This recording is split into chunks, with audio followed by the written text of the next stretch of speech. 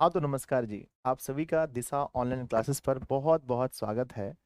यहाँ से आप ऑनलाइन पढ़ के 450 प्लस अंक ला सकते हैं, अगर हाँ आप मेहनती हैं और मेहनत करना जानते हैं। हमारी तरफ से आपके लिए तीनों बैचेस की व्यवस्था की गई है। पहला, जहाँ पर आप ऑब्जेक्टिव पढ़ सकते हैं। दूसरा, जहाँ पर आप 2 अंक के प्रश्नों को पढ़ सकते हैं। पहला रामबाण के नाम से, जो आप मुझे अभी देख रहे हैं। दूसरा हमारा 8:30 बजे चलता है तांडव के नाम से। और तीसरा जो स्टार्ट किया गया है सुबह 6:30 बजे, जिसकी पहली क्लास कल होने वाली है। तो आप सभी लोग सुबह 6:30 ज़रूर जुड़ेंगे, जहाँ पर हम लोग 5 अंक के प्रश्नों को करने वाले हैं। इन तीनों क्लास को रेगुलर करने के बाद और हमारे नोट्स को पढ़ने के बाद आप 450 प्लस अंक ला सकते हैं। आइए हम स्टार्ट करते हैं आज की क्लास की। आज का मोटिवेशन है, 3 बेहतरीन सलाह है आपको। 3 बेहतरीन सलाह है। सोचो मत, शुरुआत करो। बहुत सारे बच्चे सोचते हैं कल पढ़ना है, परसों पढ़ना। नहीं बच्चों, शुरुआत करो। वादा मत करो, साबित करो।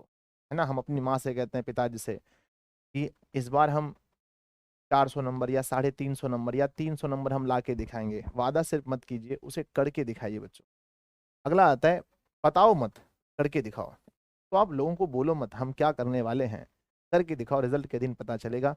तो आइए, आप अपने जितने भी फ्रेंड्स हैं बिहार के, हर उस व्हाट्सएप ग्रुप पर इस वीडियो को शेयर करें जहां पर स्टूडेंट जुड़े हैं। एक बार, क्योंकि आप ही लोग हैं जिसके भरोसे हम दिन रात मेहनत करते हैं।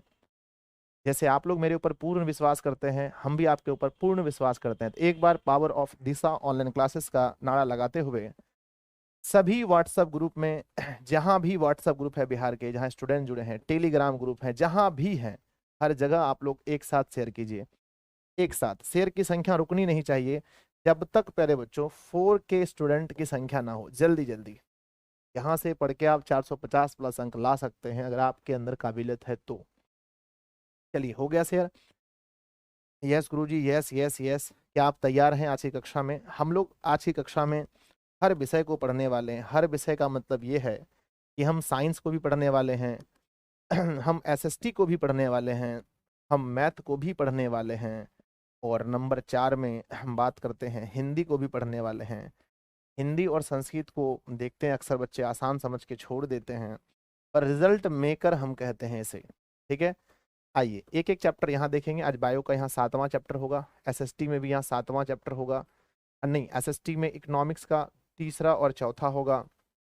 मैथ में आज 7वां चैप्टर होगा। हिंदी का काव्यखंड और गद्यखंड दोनों का 7वां चैप्टर। संस्कृत का भी 7वां चैप्टर। इस क्लास से आप लगभग 25 से 30 नंबर के ऑब्जेक्टिव आपके एग्जाम में पूछे जाएंगे, एकदम पूछे जाएंगे, इसमें कोई शक वाली बात नहीं है। आइए हम पहले क्वेश्चन से शुरू करते हैं। पहला क्वेश्चन, चैप्टर नंबर हमारा 7 है, आनुवांशिकता एवं जैव विकास। पहला क्वेश्चन सुनेंगे कि जीन शब्द किसने प्रस्तुत किया है। 2021 में पूछा है, जीन शब्द किसने प्रस्तुत किया है। तो बच्चों, हमने पढ़ा था क्या कि जोहानसेन नामक जो व्यक्ति थे, जोहानसेन, इन्होंने जीन शब्द का प्रयोग किया। जीन, है ना। अगर आपसे पूछा जाए आनुवांशिक गुणों का वाहक कौन होता है, एग्जाम में कभी पूछा जाए कि आनुवांशिक गुणों का वाहक कौन होता है, तो बच्चों आंसर कहना है कि हमारी जो जीन है, जीन। ठीक है ना। और हम एक बार आपको फिर से कहेंगे कि घर में OMR सीट भरना सीखिए, और भरते समय कभी गलती मत कीजिए। OMR सीट भरने में कभी गलती मत कीजिए। जो ऑप्शन यहाँ टिक किए हैं उसी ऑप्शन को लगाने के लिए सीखिए। आगे पीछे कर देने से आपका नंबर कट जाता है। और हाँ, फास्ट पढ़ के कोई फायदा नहीं है, आपको एकदम धीरे धीरे पढ़ना है, हर क्वेश्चन सही करना है। आइए क्वेश्चन नंबर 2, निम्नलिखित में से किसे अनुवांशिकी का पिता या जनक कहते हैं। अनुवांशिकी का पिता या जनक किसे कहते हैं। तो आपने पढ़ा होगा, ग्रेगर जॉन मेंडल को अनुवांशिकी का जनक या पिता कहा जाता है। अगर आपसे ये पूछा जाए, ग्रेगर जॉन मेंडल ने अनुवांशिकी के गुणों की जो खोज है बच्चों, वो किस पौधे में की थी, किस पौधे में की थी, तो आपका आंसर होता है मटर। बात आता है बच्चों, मटर के उन्होंने कितने जोड़े पौधे लिए थे, कितने जोड़े, तो उत्तर आता है 7 जोड़े। ठीक है ना, मटर के पौधे। ठीक है, अगला क्वेश्चन आपके सामने आता है कि मेंडल ने अपने अनुवांशिकी का प्रयोग हेतु किस पौधे का उपयोग किया। कब पूछा गया है, 19 में, 20 में, 22 में। और ये क्वेश्चन 23 में भी, दोनों में से किसी पाली में 100% रहने वाला है कि मेंडल ने अपने अनुवांशिकी का प्रयोग किस पौधे पर किया था। बच्चों मटर के पौधे पर। अगला आता है कौन सा अभिलक्षण वंशागत नहीं है, वंशागत नहीं है, कौन सा अभिलक्षण, जल्दी बताइए, जो वंशागत नहीं है, आपके फादर से आपको नहीं मिलता। गुरुजी आंख का रंग मिलता है, चमड़ी का रंग मिलता है, शरीर का आकार मिलता है, अगर मोटे पतले है ना, मोटे होंगे पिताजी तो बच्चा भी अक्सर मोटा होता है, ठीक है ना। तो बाल की प्रकृति बच्चों, ऑप्शन नंबर डी, बाल की प्रकृति। निम्नलिखित में कौन सा बौने पौधे को दर्शाता है, बौने पौधे को दर्शाता है। तो बौना पौधा मतलब छोटा टी, दोनों छोटा टी। अरे बच्चों अगर आपसे ये पूछा जाए कि शुद्ध बौना पौधा, कई बार क्वेश्चन चेंज करके एग्जाम में आता है, कैसे आएगा, शुद्ध बौना पौधा। तो बच्चों शुद्ध बौना पौधा को डबल छोटी टी कहते हैं। अगर आपसे पूछा जाए अशुद्ध, अशुद्ध, अशुद्ध लंबा पौधा बताइए क्या होगा, अशुद्ध लंबा पौधा तो एक बड़ी टी होगा और एक छोटी टी होगा। कहा जाए बच्चों शुद्ध लंबा पौधा, शुद्ध लंबा पौधा, शुद्ध लंबा पौधा का नीचे कमेंट बॉक्स में लिखिएगा कि शुद्ध लंबा पौधा क्या होता है, ठीक है। और अभी भी मुझे ऐसा लगता है कि कहीं ना कहीं शेयर की संख्या कम है, तो आप लोग शेयर जरूर करें ताकि अपना परिवार एक मजबूत स्थिति में दिखाई पड़े। चलिए आगे बढ़ते हैं, अगला क्वेश्चन आता है किसी जीव की जीनी संरचना क्या कहलाती है। बड़ा इंपॉर्टेंट क्वेश्चन है, किसी जीव की जीनी संरचना। बच्चों नाम में ही लिखा है ना जीनी संरचना, ध्यान देना क्या लिखा है, जीनी, जीनी संरचना तो लिखा है ना जीनी, जौ से जीनी, और जौ से बच्चों क्या होता है, जौ से जीनोटाइप, जौ से जीनी और जौ से जीनोटाइप, तो इसे क्या बोलेंगे हम लोग, जीनोटाइप बोलेंगे। जौ से जीनी, जौ से genotype, genotype, option number B सही है। अगला क्वेश्चन पेश करते हैं कि लिंग गुण सूत्र का पूर्ण जोड़ा किसमें पाया जाता है। It is very important question, लिंग गुण सूत्र का पूर्ण जोड़ा, है ना बच्चा जी। तो आप पढ़ते हैं गुरुजी एक्स पुरुष में होता है एक्स वाई, पुरुष में, पुरुष में होता है एक्स वाई, मादा में होता है एक्स एक्स। तो पूर्ण पूछा है ना, पूर्ण जोड़ा, ये दोनों पेयर बन रहा है, ध्यान देना। तो स्त्री में होता है ऑप्शन नंबर आपका डी सही होगा, स्त्री में। अगला क्वेश्चन आता है कि मानव शरीर के किसी सामान्य कोशिका में गुण सूत्रों के कितने युग्म होते हैं। गुण सूत्रों के कितने युग्म पूछे गए, यानी पेयर पूछा गया है, कितना जोड़ा होता है। सर यहां मिस्टेक नहीं करना है आपको, बहुत सारे बच्चे युग्म पढ़ के भी 46 मार देते हैं, ठीक है ना। तो दिस इज रॉन्ग बच्चों, आपकी साल भर की मेहनत 1 सेकंड में बर्बाद हो सकती है, 1 सेकंड में। एक नंबर कम से कम कई हजार बच्चे आपसे आगे हो जाएंगे बस एक नंबर से। तो याद रखना कि जब युग्म बोला जाए, युग्म बोला जाए तो 23 कहना बच्चों, क्या कहना 23, ठीक है। और ऑब्जेक्टिव एक ऐसा चीज है जहां आपको सॉलिड नंबर मिलता है, कोई टीचर चाह के भी आपका नंबर काट नहीं सकता। ऑब्जेक्टिव में तो चेक करने वालों पर निर्भर होता है, चलो भाई आगे पीछे हो सकता है, ऑब्जेक्टिव में नहीं, जितना लिखा उतना मिलेगा। वंशागत नियमों का प्रतिपादन किसने किया है, वंशागत नियमों का प्रतिपादन किसने किया है। तो आप कहोगे सर वंशागत नियमों का प्रतिपादन ग्रेगर जॉन मेंडल ने किया। जो वंशागत नियम आते हैं उन्होंने मटर से ये बात पता लगाई थी। अगला क्वेश्चन नंबर आता है 10, स्त्रियों में लिंग गुणसूत्र के युग्म होते हैं। कब पूछा गया है, 22 में पूछा गया है कि स्त्रियों में लिंग गुणसूत्र में के युग्म होते हैं। ऑप्शन आपके सामने दिए गए हैं, अभी मैंने पढ़ाया था, स्त्रियों में एक्स और एक्स होता है। ऑप्शन नंबर आपका क्या होगा, बी आपका सही हो जाएगा। अगला क्वेश्चन आपके सामने पेश करते हैं, प्रसिद्ध पुस्तक द माइक्रोग्राफिया किसके द्वारा लिखी गई है। माइक्रोग्राफिया नामक पुस्तक किसके द्वारा लिखी गई है, ठीक है बच्चों। एक बार आप सभी लोग, अगर आपने अभी तक शेयर नहीं किया तो वहां देखो शेयर का एक ऑप्शन आता है, हाँ शेयर करके व्हाट्सएप पर जाके जितना ग्रुप है सिलेक्ट करके एक बार भेज दीजिए। अपना परिवार मजबूत स्थिति। प्रसिद्ध पुस्तक द माइक्रोग्राफिया किसने लिखा है। तो बच्चों द माइक्रोग्राफिया पुस्तक जो है वो किसके द्वारा लिखा गया है, डार्विन ने नहीं लिखा है, है ना, रॉबर्टसन ने नहीं लिखा है, रॉबर्ट हुक ने लिखा है। माइक्रोग्राफिया पुस्तक बच्चों रॉबर्ट हुक की है, हाँ आपने सही सुना, रॉबर्ट हुक। अगर बोला जाता डार्विन तो आपने सुना होगा the origin of spaces, the origin of spaces, spaces पुस्तक किसने लिखा है। तो ये पुस्तक लिखने वाले थे, है ना, ये पुस्तक लिखने वाले थे चार्ल्स डार्विन। अगर पूछा जाए फिलोसफिका एंड जूलॉजिका, ऐसे कुछ पुस्तक था बच्चों कि फिलोसफिका, है ना, फिलोसफिका एंड जूलॉजिका, जूलॉजिका, ये पुस्तक किसने लिखा है, तो आप कहते हैं सर ये पुस्तक लिखने वाले लेमार्क थे। कौन थे? लेमार्क। द फिलोसफिका एंड जूलॉजिका पुस्तक के लेखक कौन थे? लेमार्क थे। तो बच्चों यहाँ पर ये हो जाएगा लेमार्क, है ना। तो क्वेश्चन पूछा गया द माइक्रोग्राफिया पुस्तक किसने लिखा है? तो रॉबर्ट हुक ने लिखा है। आपने सुना होगा, इन्होंने कोशिका की खोज की थी बच्चों। कोशिका की खोज किसने की थी? तो रॉबर्ट हुक ने की थी। रॉबर्ट हुक ने कब की थी बच्चों? तो 1665 ईस्वी में, है ना। कोशिका का पावर हाउस किसे कहते हैं? तो बच्चों माइटोकॉन्ड्रिया को ना, माइटोकॉन्ड्रिया को ना, माइटोकॉन्ड्रिया को कोशिका का पावर हाउस कहा जाता है। याद रखना बच्चों, एग्जाम में खूब पूछा जाता है, भर भर के पूछा जाता है। मनुष्य के आहार नाल में अवशेषी अंग कौन सा है? अवशेषी अंग, ये किसी काम का नहीं। अवशेषी अंग कौन सा है? आपने सुना होगा गुरुजी, अपेंडिक्स जो होता है ना, अवशेषी अंग होता है अपेंडिक्स। अगला क्वेश्चन, निम्न में से कौन एक अवशेषी अंग है? निम्न में से कौन एक अवशेषी अंग है? सेम क्वेश्चन है, पूछने का तरीका अलग है। अवशेषी अंग कौन सा है बच्चों? अपेंडिक्स। अपेंडिक्स देखो, ऑब्जेक्टिव की खासियत ये होती है, ये आपको पूरा नंबर देता है बच्चों, एक रत्ती भी नंबर इसमें कटता नहीं है। अगर आपने गोला भरने में गलती नहीं किया तो 40 में 40 आएंगे। आ जाओ बच्चा। द ओरिजिन ऑफ स्पेसिस नामक पुस्तक किसने लिखी है? 15, 20, 23, सॉरी 22, उम्मीद है 23 में भी रहेगा। ठीक है, द ओरिजिन ऑफ स्पेसिस नामक पुस्तक, मैंने अभी बताया था कि बच्चों द ओरिजिन ऑफ स्पेसिस नामक पुस्तक लिखने वाले चार्ल्स डार्विन थे। कंफ्यूजन होता है ना, चार्ल्स डार्विन थे। तो बच्चों याद रखना कि ओ को देख के डर लगता है। क्या बोला ट्रिक? मैंने ट्रिक क्या बोला बताओ बच्चा जी? ट्रिक याद रखना, ओ को देखकर डर लगता है। ओ को देखकर डर लगता है। ओ को देखकर डर लगता है। डर, ओ से मतलब ओरिजिन, ओ से मतलब बच्चों, ओ से मतलब ओरिजिन, ओ से मतलब ओरिजिन, और डर से मतलब ड्राविन, डर से मतलब ड्राविन। तो बच्चा जी कहना ओ के देखकर ना, ओ को देखकर डर लगता है, मतलब द ओरिजिन ऑफ स्पेसिस नामक पुस्तक के लेखक चार्ल्स डार्विन हैं।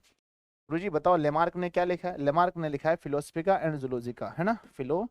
फिलोसफिका, फिलोसफिका एंड जूलॉजिका, जूलॉजिका, है ना।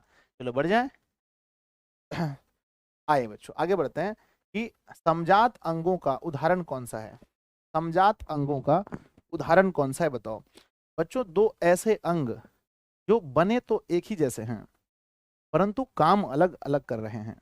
आप अपने हाथ को देखिए और कुत्ते का जो अगला वाला पैर है उसको देखिए, चाहे बिल्ली का पैर देख लीजिए, ठीक है, या पक्षी के जो पंख हैं उसको ही देख लीजिए, हमारे हाथ जैसे ही होते हैं परंतु हम लोग इससे कोई सामान उठाते हैं, कुत्ता उससे दौड़ता है। तो समजात अंग का मतलब होता है ना, दो ऐसे अंग जो बच्चों बने तो एक जैसे हैं पर काम अलग अलग कर रहे हैं। यानी हमारा हाथ और कुत्ते का अग्रपात। ठीक है, सभी मत कर देना, ठीक है, क्योंकि एक ऑब्जेक्टिव आपको हजारों बच्चों से पीछे कर देगा, आपको एक ऑब्जेक्टिव। तो ऑप्शन नंबर बच्चों ए होगा, हमारा हाथ और कुत्ते का अग्रपात। बच्चों कई बार आता है पक्षी के पंख और तितली के पंख, पक्षी और तितली के पंख, बताइए किसके उदाहरण हैं? क्योंकि ये बने अलग हैं बच्चों, पक्षी के पंख और तितली के पंख अलग अलग तरीके से बने हैं पर काम एक जैसे हैं, दोनों का काम तो बच्चों उड़ना ही है। तो बच्चों हम इसे कहते हैं असमजात। क्या बोलते हैं? असमजात। लेकिन जब आप जाओगे एग्जाम देने के लिए तो आपको ऑप्शन में ये नहीं मिलेगा। तो बच्चों यहाँ पर एक ऑप्शन आता है समवृत्ति। क्या आता है? समवृत्ति। तो असमजात की जगह पर हम समवृत्ति अंग का भी यूज कर सकते हैं। ठीक है बच्चों। हाँ, अगला क्वेश्चन आता है कीटों के पंख, वही बात है, और चमगादड़ के पंख किस तरह के अंग हैं? कीटों के पंख और चमगादड़ के पंख किस तरह के अंग हैं? तो आप कहेंगे कि यह बच्चों एक प्रकार का असमजात अंग है। कीटों के पंख, चमगादड़ के पंख, असमजात अब ऑप्शन में कहीं नहीं मिला बच्चों, तो इसी का एक दूसरा नाम है समवृत्ति अंग, समवृत्ति अंग। अगला क्वेश्चन है विकास से दृष्टिकोण से हमारी किससे अधिक समानता है? बच्चों इस क्वेश्चन को मैंने बहुत ढूंढा, इसके बारे में बहुत कुछ पढ़ा मैंने बच्चों, ठीक है। और अंत में आज फाइनल फैसला दे रहा हूँ बच्चों, फाइनल जो आपको एग्जाम में जाके टिक करना है, फाइनल फैसला ना, फाइनल फैसला है बच्चों कि विकास से दृष्टिकोण से हमारी जो समानता, ध्यान दीजिए, देखिए हमारे जो गुणसूत्रों पर रिसर्च हुआ बच्चों, तो मानव के लगभग 99% गुणसूत्र जो हैं वो हमारे चिंपैंजी से मिलते हैं, चिंपैंजी से। तो इसका अर्थ ये है कि ये हमारे पूर्वज हैं बच्चों, पूर्वज हैं। लेकिन ये नहीं है कि विकास से दृष्टिकोण से हमारी किससे समानता है। तो अगर हमारी समानता अगर मिलाया जाए चीन के विद्यार्थी से, वो भी मानव है, हम भी मानव हैं, तो ये 100% मैच करेगा, ठीक है ना।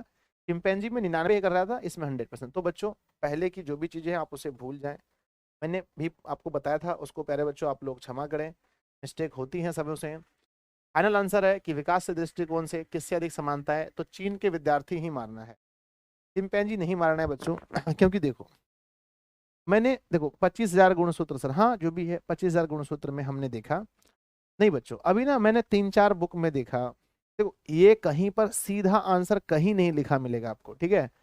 मैंने बहुत सारे बुक में देखा बच्चों, ठीक है ना। अब देखो आप लोग को हर्ट तो बहुत होगा, दुख बहुत होगा सर, कि सर एक नंबर की वजह से, एक नंबर की वजह से हम कितने बच्चों से पीछे हो जाएंगे सर, और लास्ट लास्ट में आप आंसर बदल रहे हैं सर। नहीं बच्चों, मैंने खुद देखा बहुत सारे बुकों में, ऑनलाइन देखा और हर जगह देखा, मैंने खुद पढ़ाया था आपको चिंपैंजी में, कहाँ कह रहा हूँ नहीं पढ़ाया था मैंने, मैंने खुद पढ़ाया बच्चों, है ना। लेकिन ये क्या है कि मानव का जो सबसे करीबी है, अगर पूछा जाए कि मानव का सबसे करीबी कौन है, तो हम चिंपैंजी बोलेंगे, ठीक है ना। करीबी हमारा चिंपैंजी है, हमारे अधिकांश गुणसूत्र मैच करते हैं चिंपैंजी से, और विकास के दृष्टिकोण से जो है बच्चों चीन के विद्यार्थी ही होंगे। मैंने, हाँ हाँ चलो चलो आगे बढ़ जाते हैं, बढ़ जाएंगे, नो प्रॉब्लम गुरुजी। चलो अगर आपको अभी भी लगता है कुछ और डाउट, मैंने बच्चों जो देखा वही मैंने बताया, ऐसा नहीं कि मैंने ये नहीं बताया था, मैंने बहुत सारे बुक में देखा आंसर इसका, सब जगह यही दिया रहता है बच्चों, चीन के विद्यार्थी, ठीक है ना। चलो आगे बढ़ जाए, अब आप लोग ही में से ही कुछ लोग बोलोगे सर, चलिए आगे बढ़ जाते हैं। नेक्स्ट क्वेश्चन 18, कि मानव का उद्भव स्थान कहाँ है, 22 में पूछा गया है कि मानव का, मुझे पता था बच्चों कि जब मैं ये बात बोलूंगा तो आप लोग बहुत ज्यादा हर्ट करोगे, बहुत ज्यादा दुखी होगे, मुझे पता था ये चीज, है ना, इसलिए मैंने सोचा, है ना, मानव का उद्भव स्थान कहाँ है बच्चों, तो मानव का उद्भव स्थान है अफ्रीका, अफ्रीका बच्चों मानव का उद्भव स्थान है, ठीक है ना। चलिए बहुत बढ़िया, ठीक है ना। ऑप्शन बच्चों क्या होगा, सी। देखो अगर आपको ऐसा लग रहा है कि नहीं सर वही ऑप्शन सही है, तो हम एक बार और इसमें चर्चा कर लेंगे बच्चों, अगर आपको लग रहा है तो चलो मैं एक बार अभी छोड़ देता हूँ, एक बार और चर्चा कर लूंगा, एक बार अच्छे से चेक करके, ठीक है। तो बच्चों अभी मैं कोई आंसर नहीं बता रहा हूँ, पर आपके पेपर में जाने से 10 दिन पहले, 5 दिन पहले मैं आपको बता दूंगा, ठीक है ना। चलो बच्चों अगर आपको लगता है ज्यादा हार्ड हुए हैं आप, तो मैं इसको छोड़ रहा हूँ अभी, ठीक है। चलो आइए, समाप्त हुआ, तो आप मुझे बताएं 17 प्रश्न में, एक प्रश्न को हमने छोड़ा है, तो बताएं आप 17 प्रश्न में आपने कितना प्रश्न सही किया, 17 प्रश्न में आपने कितना प्रश्न सही किया, जल्दी बताओ, जल्दी से बताइए, 17 प्रश्नों में आपने कितना सही किया। क्योंकि बच्चों ऑब्जेक्टिव जो है ना, ऑब्जेक्टिव एक ऐसा चीज है जिसमें आप एक भी मिस्टेक नहीं कर सकते, एक भी मिस्टेक नहीं कर सकते ऑब्जेक्टिव में। यस यस यस, चलो चलो बहुत बढ़िया गुरुजी, हमने 17 में से 16 कर दिया, 17 कर दिया, सही है, अच्छा है, बस इसी प्रकार से पढ़ते रहिए। चलिए अब बढ़ते हैं बच्चों एसएसटी में, क्योंकि साइंस से ही तो हमारा पूरा नंबर नहीं आएगा ना, पढ़ने में अच्छा लगता है साइंस, लेकिन बच्चों आप कितना भी कर लो साइंस में आप 40 नंबर ही ला सकते हैं, इसलिए खाली साइंस पढ़ने से तो हमारा रिजल्ट का मार्कशीट भरने वाला नहीं है ना, मार्कशीट नहीं भरने वाला ना। आइए बच्चों हम लोग बात करते हैं इकोनॉमिक्स की, 10 क्वेश्चन पहला चैप्टर में, इसमें तीसरा में मुद्रा बचत एवं साख, एक भी गलती नहीं होना चाहिए, वादा करो, वादा करो, वादा करो गुरुजी, 10 क्वेश्चन है तीसरे चैप्टर में, 10/10 लाऊंगा, वादा करो पहले। क्योंकि आप वादा नहीं करते तो आप गलती भी कर देते हो, मैं देखता हूँ। आइए बच्चा जी, पहला क्वेश्चन देखते हैं, सबसे पहला, किसने कहा मुद्रा वह है जो मुद्रा का कार्य करती है, किसने कहा था मुद्रा वह है जो मुद्रा का काम करे, ठीक है ना। आपने सुना होगा बच्चों हार्टलेविट्स, है ना, हार्टलेविट्स ने कहा था मुद्रा वह है जो मुद्रा का काम करे। अगला बच्चों, अगला, मनुष्य के आर्थिक जीवन में सबसे महत्वपूर्ण क्या है, मनुष्य के आर्थिक जीवन में सबसे महत्वपूर्ण बच्चों मुद्रा है। ये नहीं पूछा है कि मनुष्य के जीवन में, बोलोगे सर मनुष्य के जीवन में महत्वपूर्ण उसकी माँ होती है, पिता होते हैं, ऐसा नहीं बोला है, क्वेश्चन बोला है मनुष्य के आर्थिक जीवन में, ठीक है। अगला क्वेश्चन पेश करते हैं, इनमें से कौन सा मुद्रा का एक आधुनिक रूप नहीं है, पर मतलब आधुनिक अभी नहीं चल रहा है, मुद्रा तो है बच्चों, ग्राफ भी है बच्चों, जमा मुद्रा का रूप नहीं है, जमा तो एक अलग चीज होता है।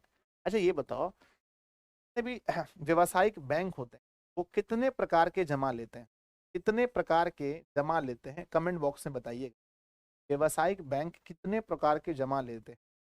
जरूर कमेंट बॉक्स में सब लोग लिखिए। अगला प्रश्न है, आजकल मुद्रा का कौन सा रूप अधिक प्रचलन में है? सबसे अधिक प्रचलन में मुद्रा का कौन सा रूप है? सर धात्विक मुद्रा तो नहीं चल रहे हैं सर, सोने के सिक्के तो नहीं चलते हैं सर। सबसे अधिक बच्चों पत्र मुद्रा। अच्छा ये बताओ, जब धात्विक मुद्रा चल रहे थे तो उस समय बच्चों किस धातु का उपयोग सबसे अधिक किया गया? किस धातु का उपयोग सबसे अधिक किया मुद्रा बनाने के लिए? तो आप कहेंगे सर सबसे अधिक प्रयोग हुआ था सर सोना और चांदी का। सबसे अधिक प्रयोग किसका हुआ था? सोना और चांदी का मुद्रा बनाने। अगला पेश करते हैं कि साख का अर्थ क्या होता है। बहुत फेमस, मैं तो इसे हमेशा इंपॉर्टेंट की श्रेणी में रखता हूँ। साख बच्चों, इस साख का क्या अर्थ होता है? पहला अर्थ तो होता है बच्चों विश्वास करना, दूसरा होता है ऋण लौटाने की क्षमता। ये ऑप्शन उल्टा पुल्टा हो गया है, और ए है ना, विश्वास करना, ऋण लौटाने की क्षमता, दोनों। तो कई बार हम ऑब्जेक्टिव को जल्दीबाजी में गलती भी करके निकल जाता है, एक नंबर तो है, लेकिन नहीं। ऑब्जेक्टिव आप लिखेंगे, टीचर नंबर देगा या नहीं देगा वो टीचर पर निर्भर है, पर ऑब्जेक्टिव सॉलिड आपका छीन के ले सकते हैं, कंप्यूटर से चेक होता है। ऑब्जेक्टिव पर पूरा फोकस करना। विनिमय का सर्वोत्तम माध्यम कौन सा है? सबसे अच्छा माध्यम कौन सा है विनिमय का बच्चों? तो विनिमय का सबसे अच्छा माध्यम है, चेक तो आप देते नहीं हो, वस्तु, हुंडी, क्या होता है? विनिमय का सबसे अच्छा माध्यम बच्चों। अच्छा ये बताओ, वस्तु से वस्तु का लेन देन क्या कहलाता है? वस्तु से वस्तु का लेन देन क्या कहलाता है? तो आप कहोगे सर वस्तु से वस्तु का लेन देन कहलाता है, जल्दी बताओ कौन सा? वस्तु विनिमय प्रणाली। वस्तु विनिमय प्रणाली कहलाता है, कि नहीं है? यस गुरु जी। आगे बढ़ते हैं, अगला क्वेश्चन। अगला क्वेश्चन है कि निम्न में से कौन साख मुद्रा का उदाहरण है? साख मुद्रा का उदाहरण कौन सा है? सर 22 में पूछा है, मजा आ जाएगा देख करके। ठीक है, साख मुद्रा बच्चों मैंने बताया था कि जैसे मतलब हुंडी होता है, बहुत सारी चीज मैंने बताए थे साख मुद्रा के उदाहरण में। क्या क्या कौन सा है? तो बच्चों करेंसी नोट कोई साख मुद्रा नहीं होता, दिस इज नॉट, ठीक है ना। सिक्का भी नहीं होता है। तो बच्चों बैंक के जो ड्राफ्ट होते हैं ना, बैंक के ड्राफ्ट ले लो, हुंडी ले लो, चेक ले लो, ये सब क्या होता है? साख मुद्रा। ऑप्शन नंबर बी सही होगा आपका। देखो ऑप्शन नंबर बी सही है ना? यस गुरुजी। आगे बढ़ते हैं, अगला क्वेश्चन कि निम्न में से कौन प्लास्टिक मुद्रा है? बच्चों 22 में पूछा है, कितना प्यारा क्वेश्चन है। प्लास्टिक मुद्रा आपने देखा होगा बहुत बार। प्लास्टिक मुद्रा कौन सा है? Sir check. चेक प्लास्टिक का नहीं होता बच्चा, बैंक का ड्राफ्ट भी प्लास्टिक का नहीं होता है ना। करेंसी नोट तो आप प्लास्टिक का कहीं देखें? नोट प्लास्टिक का देखें? नहीं सर। लेकिन डेबिट कार्ड आपने देखा होगा बच्चों।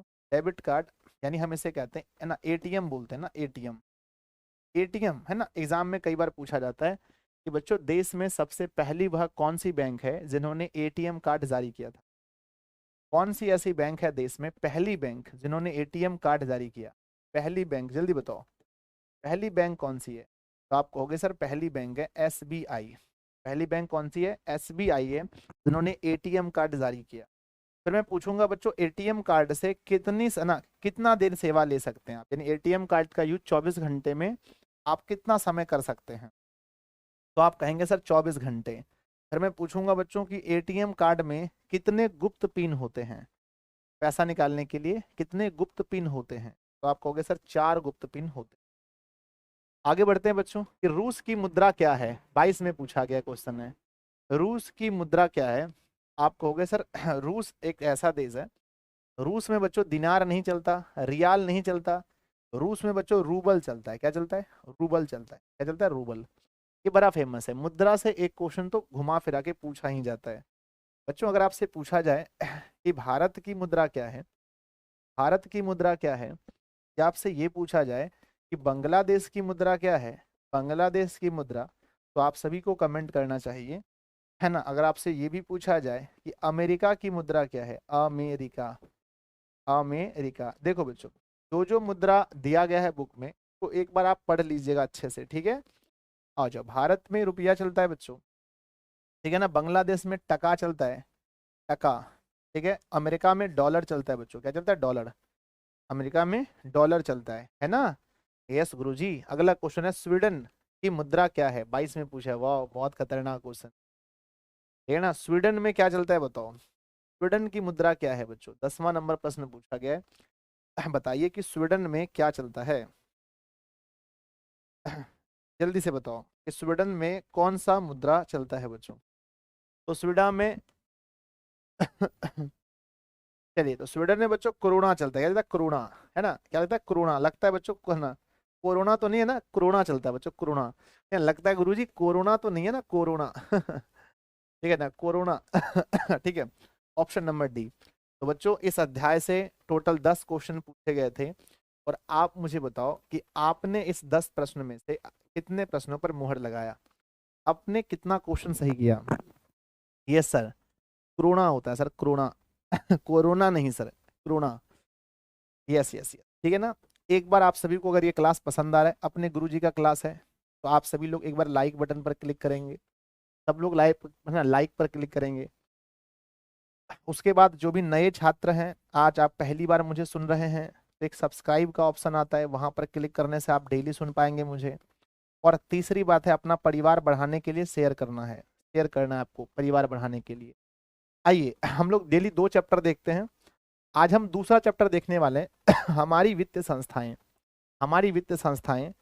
पहला प्रश्न आपसे है बच्चों कि वित्तीय संस्थाएं कितने प्रकार की होती हैं। पहला प्रश्न, हमारी वित्तीय संस्थाएं कितने प्रकार की होती हैं। तो आप कहेंगे सर वित्तीय संस्थाएं 2 होती हैं, एक तो सरकारी होती है और एक तो गैर सरकारी होती है कि नहीं, बताओ। यस। मैं पूछूंगा बच्चों, ये बताओ कि व्यावसायिक बैंक, व्यावसायिक बैंक कैसे हैं बताओ, सरकारी है या गैर सरकारी। व्यावसायिक बैंक कैसे हैं, नहीं बच्चों माफ करना, सरकारी नहीं। वित्तीय संस्थाएं बच्चों, एक होता है संस्थागत, एक होता है गैर संस्थागत, सॉरी बच्चों। वित्तीय संस्थाएं 2 हैं, एक होता है संस्थागत, संस्थागत, और दूसरा आता है बच्चों गैर संस्थागत, गैर संस्थागत। व्यावसायिक बैंक किस में आ जाएगा, जल्दी बताओ। व्यावसायिक, व्यावसायिक बैंक किस में आ जाएगा गुरुजी, व्यावसायिक बैंक तो संस्था खोल के बैठी है, संस्थागत। अच्छा बताओ, सेठ साहूकार किस में आएगा, सेठ साहूकार किस में आ जाएगा। सर सेठ साहूकार का कोई संस्था थोड़ी होता है, घर पे बुला के पैसा दे देता है। तो बच्चों लिखेंगे गैर संस्थागत, गैर संस्थागत लिखेंगे उसको, कोई दिक्कत है किसी को। आइए पहला क्वेश्चन है, भारतीय, है ना, भारत की वित्तीय राजधानी किस शहर को कहा जाता है। बड़ा इंपॉर्टेंट क्वेश्चन है ये, बहुत इंपॉर्टेंट है। वित्तीय राजधानी बच्चों 20, 21, 22। अरे भैया क्यों रुके हो, 23 में भी आ जाना। भारत की वित्तीय संस्था, निकल गया, वित्तीय राजधानी किसे कहते हैं। तो वित्तीय राजधानी बच्चों हम लोग मुंबई को कहते हैं। और आपसे पूछा जाए बच्चों, भारत का वित्तीय वर्ष कौन सा होता है, वित्तीय वर्ष ना, वित्तीय वर्ष यानी फाइनेंशियल ईयर जो इंडिया का है वो क्या है। तो क्या बोलोगे, है ना, ना क्या था, हाँ 1 अप्रैल से, हाँ 31 मार्च से, है ना, 31 मार्च, 1 अप्रैल से ना, 1 अप्रैल से 31 मार्च, 1 अप्रैल से 31 मार्च, ये बच्चों हमारा वित्तीय वर्ष होता है, फाइनेंशियल ईयर होता है, बोलो हाँ या ना। अगला क्वेश्चन, भारत में करेंसी नोट कौन जारी करता है। भारत में जितने भी नोट आप देखते हो, 10 रुपए, 20 रुपए, 100 रुपए, 50 रुपए, करेंसी नोट कौन जारी करता है। तो बच्चों देखो, वो है ना, वित्त विभाग जो है ना, वो 1 रुपए के नोट और सारे सिक्के जारी करता है। 1 रुपए के नोट और संपूर्ण सिक्के, केंद्र सरकार का वित्त विभाग, केंद्र सरकार का वित्त विभाग 1 रुपए का नोट और सभी सिक्के जारी करता है। क्वेश्चन है बच्चों, भारत में करेंसी नोट जारी कौन करता है। तो करेंसी नोट जारी करता है reserve bank of India. Option number आपका सी होगा, आरबीआई जारी करता है बच्चों, याद रखना इस चीज को।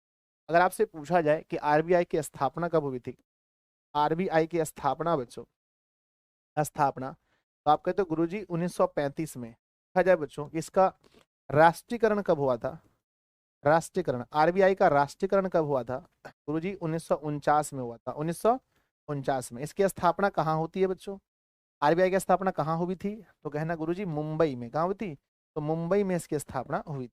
अगला क्वेश्चन पेश करते हैं कि भारतीय मुद्रा बाजार में किस प्रकार के ऋणों का लेन देन होता है। मुद्रा बाजार में क्या पूछा गया है कि भारतीय मुद्रा बाजार में, एक होता है बच्चों पूंजी बाजार, एक होता है मुद्रा बाजार, ठीक है ना। भारतीय मुद्रा बाजार में किस तरह के लेन देन होते हैं। तो बच्चों मुद्रा बाजार जो होता है वो आप लोगों का अल्पकालीन दिन देता है, क्या देता है, अल्पकालीन, यानी कुछ समय के लिए देता है। ऑप्शन यहाँ मिस्टेक हो गया, इसको ऊपर होना चाहिए था, इसको नीचे होना चाहिए था। तो बच्चों अल्पकाल हो जाएगा, ऑप्शन नंबर ए, ठीक है ना, अल्पकाल। अगर आपसे ये पूछा जाए कि भूमि विकास बैंक, बहुत फेमस क्वेश्चन है इसलिए मैं बता रहा हूँ, भूमि विकास बैंक किस तरह के ऋण की व्यवस्था करता है? भूमि विकास बैंक किस तरह के ऋण की व्यवस्था करता है? तो हम कहते हैं भूमि विकास बैंक दीर्घकालीन ऋण की व्यवस्था करता है। दीर्घकालीन बच्चों, दीर्घकालीन याद रखिएगा, भूमि विकास बैंक। अगला क्वेश्चन पेश करते हैं, निम्नलिखित में से कौन सा संस्थान भारत में मुद्रा जारी करने के लिए अधिकृत है? 2021 2 साल पूछा गया है, मुद्रा जारी करने के लिए कौन अधिकृत है? तो बच्चों हम कहते हैं मुद्रा जारी करता है RBI. Option number A, option number a reserve bank of India. अगर आपसे ये पूछा जाए कि 1 रुपए के नोट, 1 रुपए के नोट और सभी सिक्के प्लस जितने भी क्वाइंस हैं, ये कौन जारी करता है बताओ? 1 रुपए के नोट और सभी सिक्के जारी कौन करता है? तो कहना बच्चों केंद्र सरकार का वित्त विभाग। वित्त विभाग जो है 1 रुपए के नोट और सभी सिक्के जारी करता है। इस चीज को हमेशा याद रखना बच्चों, बहुत बार पूछा जाता है। एक बार एक बच्चे से मैंने पूछा कि आरबीआई का राष्ट्रीयकरण कब हुआ है? तो उन्होंने क्या जवाब दिया सुनिएगा। हमने पूछा बच्चों आरबीआई का राष्ट्रीयकरण कब हुआ था? राष्ट्रीयकरण बच्चों जब किसी भी बैंक को सरकार अपने अंदर ले लेती है हम इसे राष्ट्रीयकरण कहते हैं। ठीक है, जैसे मान के चलिए अभी मेरी कोचिंग संस्थान है, ये बच्चों प्राइवेट है, जब इसे सरकार अपने अंदर ले लेगी तो इसका राष्ट्रीयकरण कर देगी फिर। तो बच्चों उसने मुझे जवाब दिया कि सर आरबीआई का राष्ट्रीयकरण 1935 में हुआ है, जो कि बिल्कुल क्या है बच्चों? गलत है। आरबीआई की स्थापना हुई थी बच्चों 1935 में, राष्ट्रीयकरण 1949 में हुआ था। मैं फिर कहूंगा आपका एक ऑब्जेक्टिव अगर मिस्टेक होता है तो आप कई बच्चों से पीछे हो जाते हैं, कई हजार बच्चों से। अगला क्वेश्चन आपके सामने है कि रिजर्व बैंक ऑफ इंडिया की स्थापना कब हुई बच्चों? 11, 21, 22। और ये प्रश्न हमेशा तैयार रहता है हर साल आने के लिए, इंपॉर्टेंट क्वेश्चन है। रिजर्व बैंक ऑफ इंडिया की स्थापना होती है वर्ष 1935 के अंदर। ऑप्शन नंबर बी आपका सही होता है। दीर्घकालीन ऋण प्रदान करने वाली संस्था कौन सी है? दीर्घकालीन ऋण प्रदान करने वाली संस्था कौन सी है? अभी मैंने पढ़ाया था आपको कि दीर्घकालीन ऋण जो है बच्चों वो कृषक महाजन नहीं हो सकता, प्राथमिक कृषि साख समिति से नहीं हो सकता बच्चों। भूमि विकास बैंक, भूमि विकास बैंक देखो ऐसा नहीं है कि इनमें से सभी ऑप्शन दिया है तो हमेशा वही सही होगा बच्चों, ठीक है ना? नहीं तो मैं अक्सर देखता हूँ बहुत सारे बच्चों की ऐसी मेंटलिटी होती है कि सर अगर दिया है इनमें से सभी तो वही आंसर होगा, ऐसा नहीं है बच्चा। ठीक है, अगला क्वेश्चन आपके सामने पेश है कि भारत का केंद्रीय बैंक 17, 18 और 21। भारत का केंद्रीय बैंक कौन सा है? आपको मालूम है आरबीआई को हम लोग भारत का केंद्रीय बैंक कहते हैं, रिजर्व बैंक ऑफ इंडिया। ठीक है ना, अगला बढ़ते हैं नेक्स्ट कि वाणिज्यिक बैंकों का राष्ट्रीयकरण कब हुआ था? ठीक है ना, 16, 18, 20। क्या पूछा गया? ध्यान से, ध्यान से देखते हैं कि वाणिज्यिक बैंकों का राष्ट्रीयकरण कब हुआ था। तो बच्चों सरकार ने इन सभी बैंकों का एक बार राष्ट्रीयकरण किया। कब किया था? 1969 में। अगर आपसे ये पूछा जाए कि वर्तमान में भारत में राष्ट्रीयकृत बैंकों की संख्या कितनी है, और घट गया बच्चों, लेकिन किताब के अनुसार से वर्तमान में भारत में राष्ट्रीयकृत बैंकों की संख्या कितनी है? बैंक तो बहुत हैं बच्चों, बहुत सारे प्राइवेट बैंक खुल चुके हैं, लेकिन राष्ट्रीयकृत बैंक सब तो नहीं है ना, सरकार ने सबको नहीं लिया है ना। तो राष्ट्रीयकृत बैंकों की संख्या बच्चों वर्तमान में मात्र आपको 14 मारना है, 14, 14 मारना है, 14, समझ गए ना? 14। अगला क्वेश्चन आता है इनमें से कौन संस्थागत वित्त संस्थाएं हैं जिसके पास बच्चों अपना ब्रांच है, जो एक संस्था खोलकर बैठी है, वो कौन सी है? महाजन के पास कोई संस्था नहीं है, सेठ साहूकार कोई संस्था नहीं, रिश्तेदार कोई संस्था नहीं, घर पे बुला के चाय पिला के आपको पैसा दे देगी तुरंत। ठीक है ना? कहा गया है बच्चों कि संस्थागत वित्त कौन है? तो बच्चों व्यावसायिक बैंक।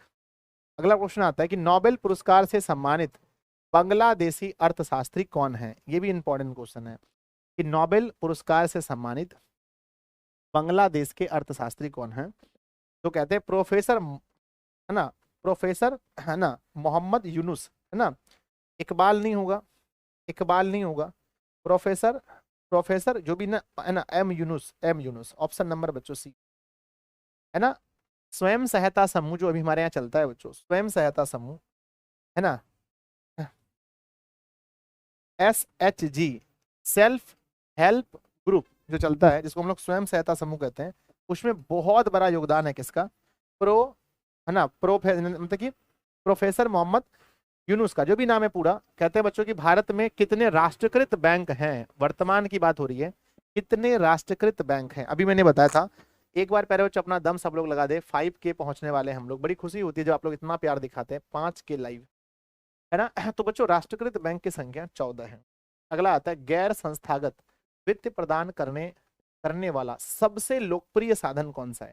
मैंने बताया था जब आपको इकोनॉमिक्स पढ़ा रहा था बच्चों, कि गैर संस्थागत यानी इसकी ना तो कोई संस्था है, फिर भी पैसा बहुत लगाता है कर्ज में, मतलब कि बहुत पैसा देता है उधार लोगों को। कौन है बच्चों जो कर्ज पर देता है, परसेंटेज पर, ब्याज पर? देसी बैंकर नहीं सर, महाजन, बिल्कुल सर। महाजन जो है ना, ये गैर संस्थागत है और बहुत पैसा कर्ज देते हैं। अगला क्वेश्चन है शेयर बाजार की नियामक संस्था कौन सी है। क्वेश्चन 2018 में पूछा गया है, आपका एक मिस्टेक। तो शेयर बाजार की जो नियामक संस्था है बच्चों, वो कौन है? सेबी। कौन है? सेबी। देखो बहुत सारे बच्चे ना पढ़ के जाते हैं घर से सेबी सेबी सेबी, शेयर बाजार की नियामक संस्था सेबी सेबी सेबी, लेकिन जब वहां पर जाते हैं तो बच्चों मिस्टेक कर देते हैं। सेबी होता ना, ऐसे सेबी ऐसे सिडबी, क्या होगा क्या होगा क्या होगा, ठीक है ना। तो बच्चों ऐसा नहीं करना है आपको, एक बार याद करना है, सेबी का मतलब सेबी, स्पेलिंग भी चेक करना है, स्पेलिंग भी चेक करना है, स्पेलिंग भी चेक करना है, ये सभी चीजें आपके माइंड में घूमनी चाहिए हमेशा। अगला क्वेश्चन, प्रत्यक्ष कर, मैंने बताया था कल बच्चों, एक डायरेक्ट जो है ना इनकम है ना, प्रत्यक्ष कर के अंतर्गत निम्न में से किसे शामिल किया जाता है। 2017 में पूछा, कल मैंने पढ़ाया था, कल की क्लास अगर आपने देखी होगी बच्चों तो 100% आप सही कर दोगे कि प्रत्यक्ष कर के अंतर्गत निम्न में से किसे शामिल किया जाता है। बच्चों सरकार हम सबों से टैक्स लेती है, कोई भी इंसान यहाँ पर बैठा नहीं है ऐसा अछूता है जो सरकार को टैक्स नहीं देती है। लेकिन बच्चों हम लोग क्या करते हैं ना, डायरेक्ट अपने इनकम से टैक्स नहीं देते, इनकम से टैक्स नहीं देते। हम लोग बच्चों दाल खरीदते हैं उसमें टैक्स, कपड़ा खरीदते हैं उसमें टैक्स, जूता खरीदते, चप्पल कुछ भी खरीदो टैक्स देना ही पड़ता है। तो वो कहलाता है बच्चों अप्रत्यक्ष, अप्रत्यक्ष यानी इनडायरेक्ट सरकार लेती है, इनडायरेक्ट। लेकिन जब आपके इनकम से पैसा मांगे कि भैया आपने 3 लाख रुपए कमाया, मुझे 20 पर ना, मुझे 15,000 रुपए दे दीजिए, तो वो डायरेक्ट कहलाता है, डायरेक्ट आपकी इनकम से ले जाता है। तो बच्चों डायरेक्ट कर में हम इनकम टैक्स को जोड़ते हैं, यानी कि आयकर जो है ना वो प्रत्यक्ष कर कहलाता है, हमेशा याद रखिए। अगला क्वेश्चन आता है कि भारत में सहकारिता मतलब साथ मिलकर काम करने का आंदोलन प्रारंभ कब हुआ था। भारत में सहकारिता आंदोलन प्रारंभ कब हुआ था? तो हम लोग पढ़ते हैं ना कि वर्ष 1904 में। क्या हुआ था? वर्ष 1904 में सहकारिता आंदोलन का प्रारंभ हुआ था। अगला क्वेश्चन बच्चों कि भारत में 1 रुपए का नोट कौन जारी करता है। देखो 22 में पूछा गया है, कितनी खुशी होती है देख करके, है ना, कि भारत में 1 रुपए का नोट कौन जारी करता है। जब क्वेश्चन आप देखते हैं इस टाइप के हैं, तो बच्चों 1 रुपए के नोट और जितने भी क्वाइंस हैं वो सभी जारी करने का काम होता है वित्त विभाग के पास, है ना। वित्त विभाग यानी केंद्र सरकार का वित्त विभाग 1 रुपये का नोट और plus all coins, all coins, और बाकी आरबीआई के पास होता है। बाकी किसके पास होता है? आरबीआई के पास होता है। अगला क्वेश्चन, राज्य वित्त आयोग का गठन किया जाता है। 22 में पूछा गया है, ये क्वेश्चन थोड़ा सा टफ है बच्चों। राज्य वित्त आयोग का, देखो आपको पता होगा कि हमारा जो पंचायत का चुनाव होता है बच्चों, है ना, हमारा जो पंचायत का चुनाव होता है वो कौन कराता है? तो आपने बोला था गुरुजी राज्य चुनाव आयोग करवाता है, ठीक है ना। तो यहाँ पूछा गया है कि राज्य वित्त आयोग का गठन किया जाता है किसके लिए? तो बच्चों राज्य वित्त आयोग जो है ना वो पंचायतों की वित्तीय स्थिति के पुनरावलोकन के लिए होता है। कोई पंचायत है उसकी स्थिति कैसी है, बच्चों याद रखना कि राज्य, है ना, राज्य वित्त आयोग का जो गठन होता है वो पंचायतों की वित्तीय स्थिति के पुनरावलोकन के लिए होता है। ऑप्शन नंबर ए होगा। केंद्र और राज्य के लिए नहीं बच्चों, केंद्र राज्य बैंकों के लिए नहीं, पंचायत के लिए। ऑप्शन नंबर ए से होगा, पंचायत के लिए, ठीक है। चलो पूछा गया बच्चों कि कृषि तथा ग्रामीण विकास के लिए, है ना, के लिए पुनर्वित्त करने वाली शीर्ष संस्था कौन सी है? 2022 में पूछा है।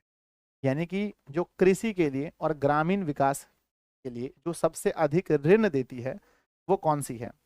ऋण देती है, कौन देती है बताओ। तो बच्चों जब बोला गया ना कि कृषि और ग्रामीण विकास बैंक, है ना, कृषि और ग्रामीण ये दोनों के लिए बच्चों सबसे ज्यादा ऋण देती है नबार्ड। बच्चों कौन देती है? नबार्ड, नबार्ड, नबार्ड बच्चों, ठीक है ना, नबार्ड सबसे अधिक देती है नबार्ड। अगर आपसे पूछा जाए कि नबार्ड की स्थापना कब हुई थी, क्या पूछा जाए?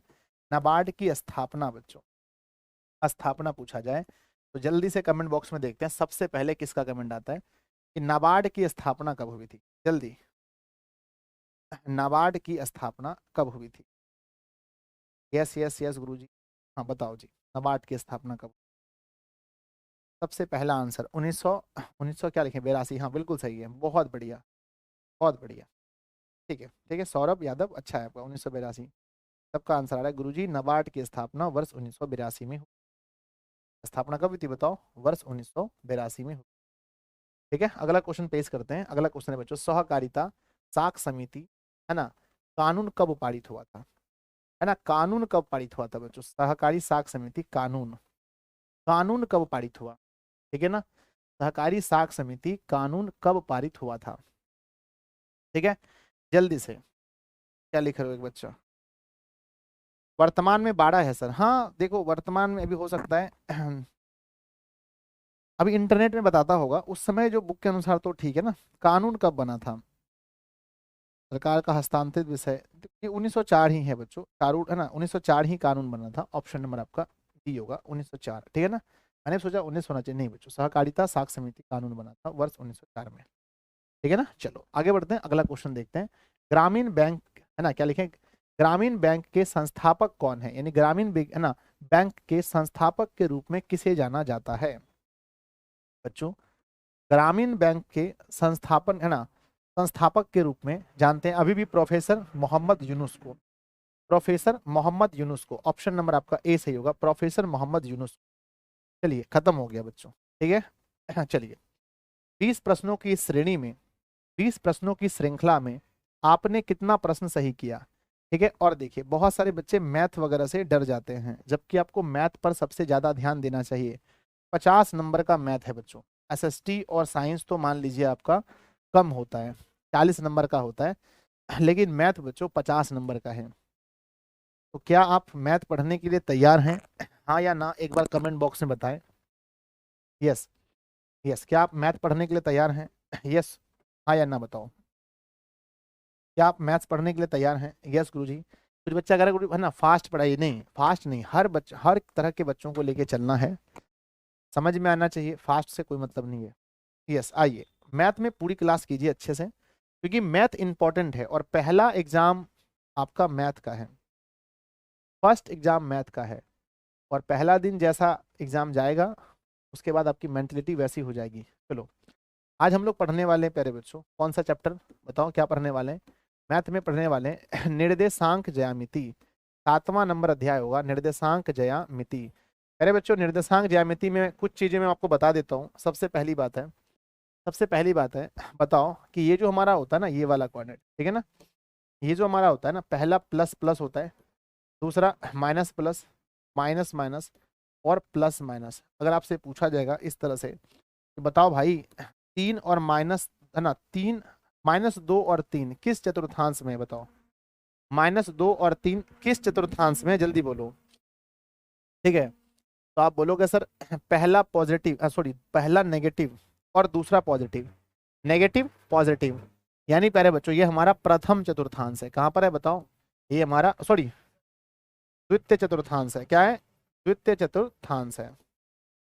दोनों पॉजिटिव होता बच्चा तो हम क्या कहते हैं? प्रथम चतुर्थांश है। तो किस में आएगा? ये द्वितीय चतुर्थांश में। अगर आपसे पूछा जाए कि बताओ भाई, -3 और माइनस का, ये किस चतुर्थांश में है? ठीक है, ये किस में है? तो आप कहेंगे सर दोनों नेगेटिव है, इसका मतलब ये तृतीय चतुर्थांश में है। चलो, तो ये हमारा आंसर क्या होगा? ये हमारा तृतीय चतुर्थांश में होगा। कोई दिक्कत? चलिए आगे बढ़ते हैं। अरे बच्चों, अगर आपसे पूछा जाए कि दूरी सूत्र क्या होता है, कितने बच्चों को याद है? हाथ उठाओ। दूरी सूत्र, क्योंकि यहाँ से आपको 1 नंबर तो फिक्स है। हाँ, दूरी सूत्र से आपके एग्जाम में 1 नंबर फिक्स है।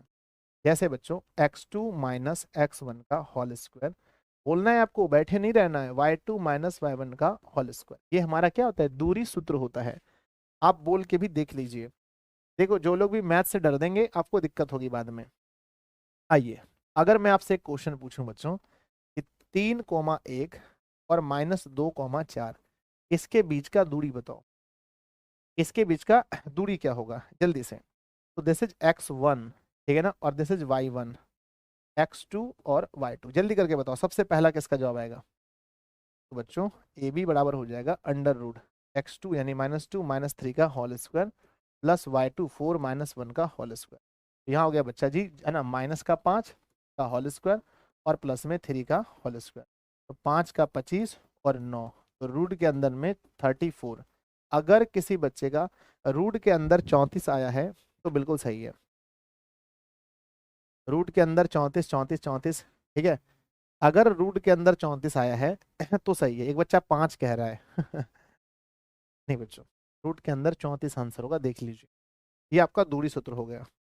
ठीक है, अगर आपसे ये पूछा जाए बच्चों, अगर आपसे ये पूछा जाए कि बताओ कि मूल बिंदु का, क्या पूछा जाए, मूल बिंदु का निर्देशांक क्या होता है, मूल बिंदु का निर्देशांक, तो आप क्या बोलोगे। मूल बिंदु का क्या होता है, मूल बिंदु का निर्देशांक होता है 0,0। पूछा जाए मूल बिंदु से दूरी, क्या पूछा जाए, मूल बिंदु से दूरी, मूल बिंदु से दूरी पूछा जाए तो क्या लिखेंगे आप।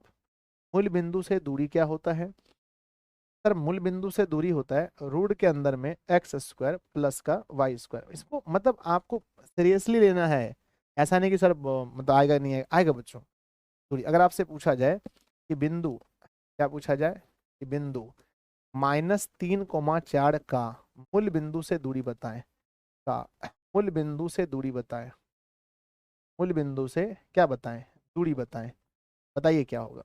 बिंदु -3,4 का मूल बिंदु से दूरी बताइए। तो बच्चा जी मूल बिंदु से दूरी बताना है, बिंदु इतना, तो मूल बिंदु से क्या होता है, जो दिया है एक्स स्क्वायर कर दो वाई स्क्वायर कर दो। बच्चा जी 3 का स्क्वायर होता है 9 और 4 का स्क्वायर होता है 16, अंडर रूट देखेंगे तो 25, बाहर हमारा कितना आएगा 5 आ जाएगा, कितना आएगा 5 देखो। यस यस सर आ जाएगा मूल बिंदु से दूरी। बच्चों ये बताओ कि एक्स अक्ष पर स्थित बिंदु का निर्देशांक क्या होता है, एक्स अक्ष पर स्थित बिंदु का निर्देशांक क्या होता है। तो सर देखिए एक्स अक्ष पर जो है ना, एक्स है ना, सबसे पहला कमेंट देखना चाहते हैं कि एक्स अक्ष पर स्थित बिंदु का निर्देशांक क्या होता है। देखो एक्स का मान होगा, एक्स का मान तो होगा पर वाई का नहीं होगा, जीरो होगा। कहा जाए बच्चों वाई अक्ष पर स्थित, वाई अक्ष पर स्थित बिंदु का निर्देशांक, तो आप क्या बोलेंगे। सर पूछा गया है, तो पूछा गया है तो वाई का मान होगा, वाई बाद में होता है ना, तो वाई का मान होगा लेकिन एक्स जीरो होगा, ठीक है ना।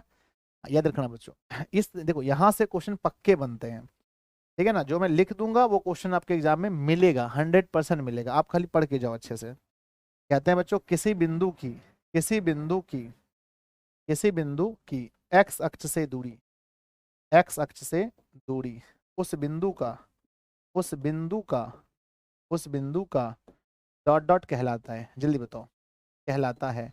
देखते हैं कितने बच्चों को याद है, कितने बच्चों को याद है। किसी बिंदु की एक्स अक्ष से दूरी एक्स अक्ष से दूरी उस बिंदु का क्या कहलाता है। बच्चों एक्स अक्ष से कोई भी दूरी है ना तो उसका कहलाएगा वाई निर्देशांक। एक्स है तो उल्टा कहलाता है, एक्स है तो यहाँ क्या कहलाएगा बोलो, एक्स है तो लिखाएगा वाई निर्देशांक, वाई निर्देशांक। या बच्चों वाई को हम लोग कोटि बोलते हैं, तो वाई को क्या बोलते हैं कोटि, वाई को हम कोटि भी बोलते हैं, ठीक है। तो यहाँ पर बच्चों हम कोटि भी लिखेंगे, समझ रहे हैं मेरी बात को। यस सर, वाई निर्देशांक लिखेंगे या वाई नियामक लिखेंगे। बढ़ जाए आगे। यस गुरु जी। किसी बिंदु की एक्स अक्ष से दूरी को क्या बोलेंगे, किसी बिंदु की, किसी बिंदु की एक है ना, बिंदु की वाई अक्ष से दूरी, वाई अक्ष से दूरी है तो क्या बोलेंगे, किसी बिंदु की वाई अक्ष से दूरी है तो क्या कहेंगे, उसको बोलेंगे एक्स निर्देश, एक्स निर्देशांक या भुज बोलेंगे। एक्स को क्या बोलते हैं, भुज बोला जाता है, याद रखना भुज। ठीक है, अगर एक क्वेश्चन मैं आपसे पूछूं -3,5 में कोटि का मान बताओ क्या होगा, कोटि का मान। ठीक है, देखो ये क्वेश्चन पक्का आता है। आप देखिए बच्चों बहुत सालों से हम लोग पढ़ा रहे हैं, हम लोग देखते हैं। अब तो आप लोग का आसान हो गया, 50 क्वेश्चन छोड़ना भी है, तो इस बात का चिंता मत कीजिए कि नहीं आएगा। हम पढ़ा रहे हैं ना, भरोसा करते हैं ना आप, 100% आएगा, आप खाली पढ़ के जाइए। अगला क्वेश्चन है 3,-4 में भुज का मान बताइए क्या होगा, भुज का मान, है ना। बिंदु 3 - 2 की एक्स अक्ष से दूरी। क्वेश्चन इतने ठो है, एक्स अक्ष की दूरी है ना, कि एक्स अक्ष से दूरी, एक्स अक्ष से दूरी बताइए। तो सबसे पहले आप ऊपर समझिए ना बच्चा जी, बोला है कोटि क्या होगा, कोटि पहला होता है भुज, पहला होता है भुज और दूसरा होता है कोटि। तो दूसरा बताना है आपको, तो इसमें कोटि का मान 5 होगा, ध्यान से देखिएगा। यस यस हो गया। अगला देखिए, इसमें भुज पूछा है, तो पहला वाला होता है भुज और दूसरा वाला होता है कोटि। तो भुज का मान कितना हो जाएगा, 3 हो जाएगा। अगला, बिंदु इतना की एक्स अक्ष से दूरी। बच्चों एक्स अक्ष से दूरी क्या कहलाता है, एक्स अक्ष से दूरी कहलाता है कोटि। एक्स अक्ष से दूरी या तो वाई निर्देशांक कहलाएगा या तो कोटि, यानी आपको कोटि बताना है, कोटि बताना है। कोटि क्या है, -2 है, तो इसका आंसर -2 होगा, इसका आंसर -2 होगा, -2 होगा। एक क्वेश्चन और पूछते हैं ध्यान दीजिएगा। बिंदु बिंदु -4, 3 की वाई अक्ष से दूरी बताइए, दूरी की वाई अक्ष से दूरी, वाई अक्ष से दूरी। अगर आपने ये भी क्वेश्चन बना दिया तो समझो आपका ये चैप्टर अच्छा है, और मैथ छोड़ के जाने का विषय नहीं है, पढ़ने का विषय है। तो बच्चा जी यहाँ देखिए, एक्स अक्ष से दूरी पूछा है, एक्स अक्ष से कोई भी दूरी होता है ना तो वो एक्स निर्देशांक होता है। एक्स अक्ष से दूरी मतलब एक्स निर्देशांक, एक्स निर्देशांक कौन सा है, पहला वाला होता है। तो आंसर होगा हमारा -4, -4 होगा। कोई दिक्कत है क्या, नहीं है। अब प्यारे बच्चों आपने पढ़ा होगा मध्य बिंदु का सूत्र याद है, मध्य बिंदु का सूत्र याद है, क्या होता है, x1 + x2/2 और y1 + y2/2। याद है आपको, हाँ या ना। मध्य बिंदु से एक नंबर आएगा, एक नंबर मध्य बिंदु से पक्का आएगा। चलिए ठीक है, आइए एक क्वेश्चन पूछा गया है कि -4, 3 और दूसरा लिखा है -2 और 5 का मध्य बिंदु बताइए क्या होगा, का मध्य बिंदु बताइए क्या होगा, जल्दी से। इस क्वेश्चन का मध्य बिंदु क्या, चलिए यस यस यस, हाँ आइए बच्चों, अगर इसका हम लोग मध्य बिंदु निकालना चाहें, मध्य बिंदु, तो दोनों पॉइंट को जोड़ेंगे, -4 और प्लस में -2, पहला जोड़ेंगे ना, इसको जोड़ेंगे तो -6 होगा, बटे 2 लिखेंगे, और इस दोनों को जोड़ेंगे 8/2 लिखेंगे, तो कट के आंसर आएगा -3, 4 आ जाएगा। तो इस तरह से आप चीजों को कर सकते हैं। यस यस, तो मध्य बिंदु भी आप निकाल सकते हैं, केंद्रक निकाल सकते हैं, त्रिभुज का क्षेत्रफल निकाल सकते हैं, ए का मान निकाल सकते हैं। आइए शुरू करते हैं चैप्टर को पहला क्वेश्चन, बिंदु -6 और -7 का कोटि बताइए क्या होगा।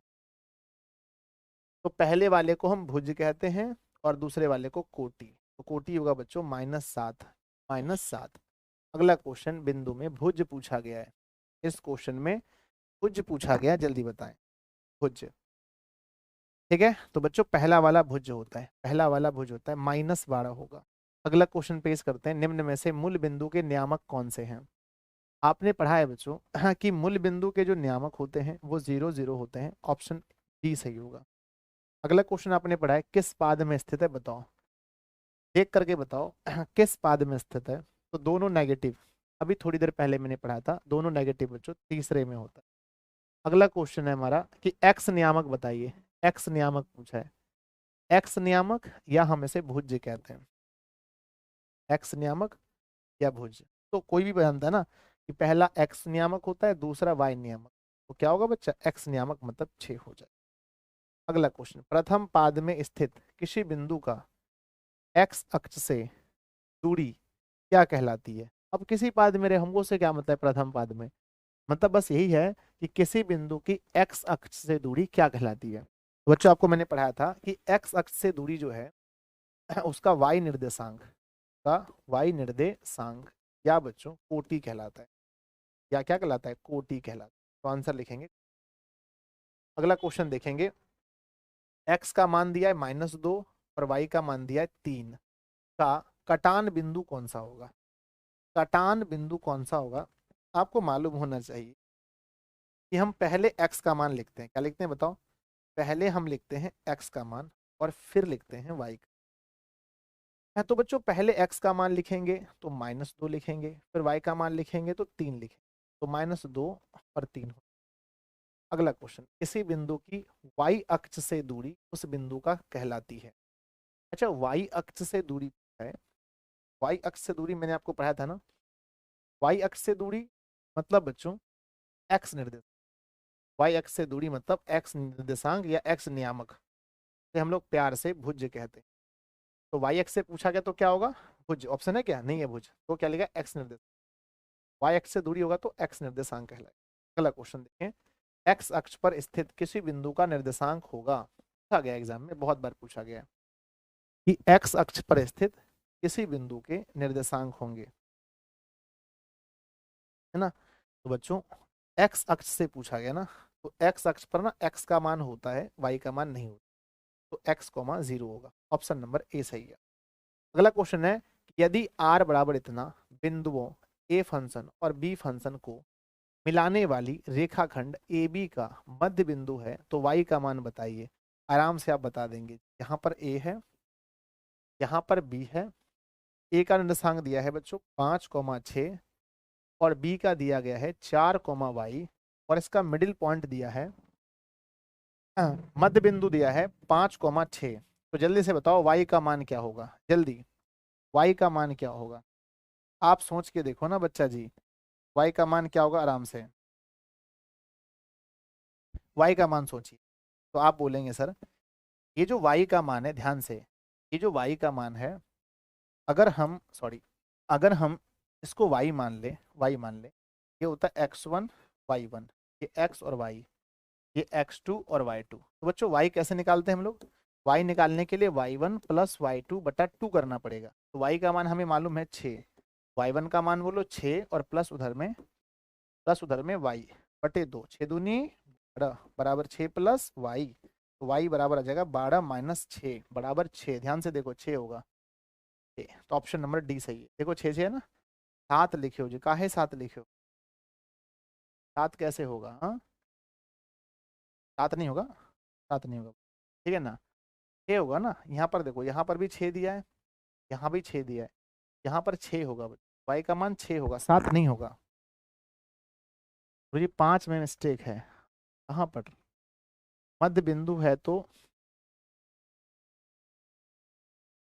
अच्छा यहाँ उल्टा लिखे हैं हम ना, अच्छा उल्टा लिख दिए, अच्छा रुक जाओ जी, सॉरी सॉरी सॉरी, ये 6 5 बोला है, ये 6 और 5 बोला है, सॉरी बच्चों, sorry sorry, this is x1, this is y1, mistake है यहाँ पर ना। वही तो सोचे आप लोग का आंसर अलग आ रहा है। y का मान बोलो क्या है, y का मान 6 है, y1 का मान 5 प्लस में y2 बटे 2, 6 दूनी 12 बराबर 5 प्लस में y2, तो y2 बराबर 12 माइनस का 5 बराबर का 7 आंसर होगा। अब सही है, अब सही है। अगला क्वेश्चन, बिंदुओं इतना और इतना के बीच की दूरी बताएं, इसके बीच की दूरी बताएं जल्दी से। हाँ ठीक है, तो बच्चों बीच की दूरी अगर आपको निकालना है तो x1 y1 x2 y2।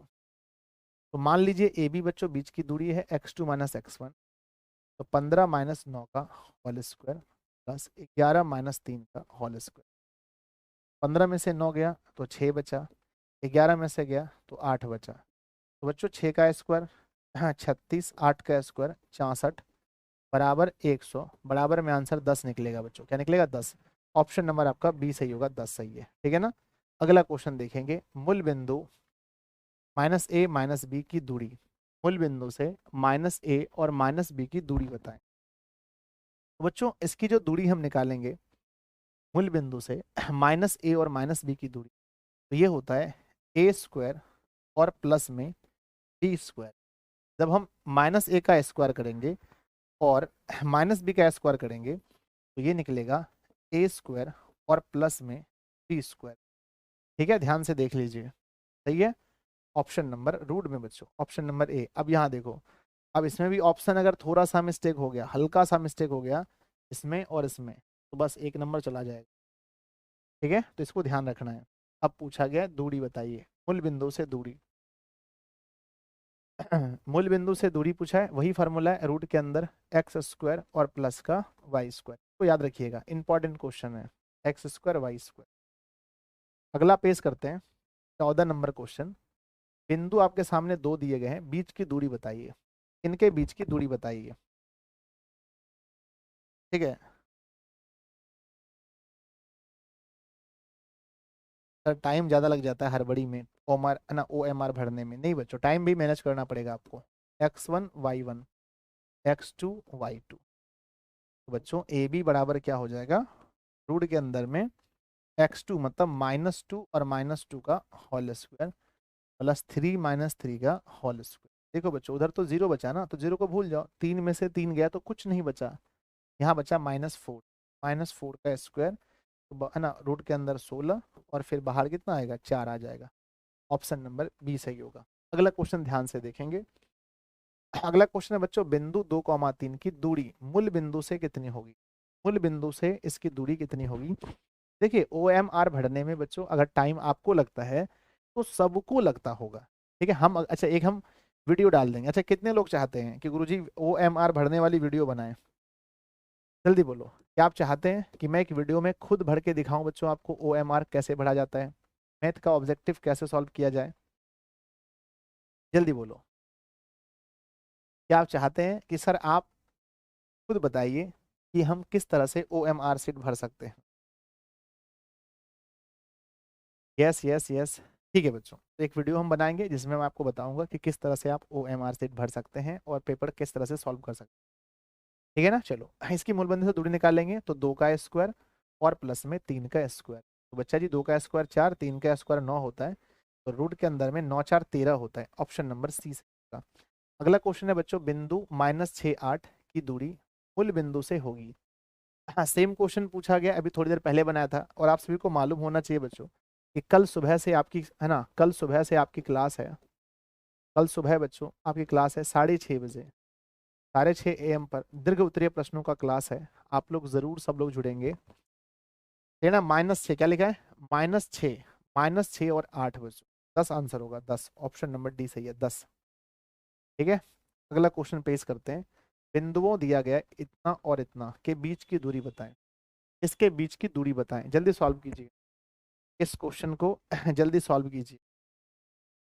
तो x1 y1 x2 y2, जल्दी से रूट के अंदर में x2 माइनस x1 -1 माइनस, और यहाँ भी माइनस है, माइनस माइनस प्लस हो गया, 5 का स्क्वायर और प्लस में 3 -7 का स्क्वायर। एक बात बताओ, -1 में अगर हम 5 जोड़ेंगे तो बचता है 4 का स्क्वायर और प्लस -4 का स्क्वायर। अब दोनों 4 4 है जी, तो हम इसको लिख सकते हैं ना 4√2, 4√2 आंसर होगा। देखो 4√2, ऑप्शन नंबर सी सही है, 4√2।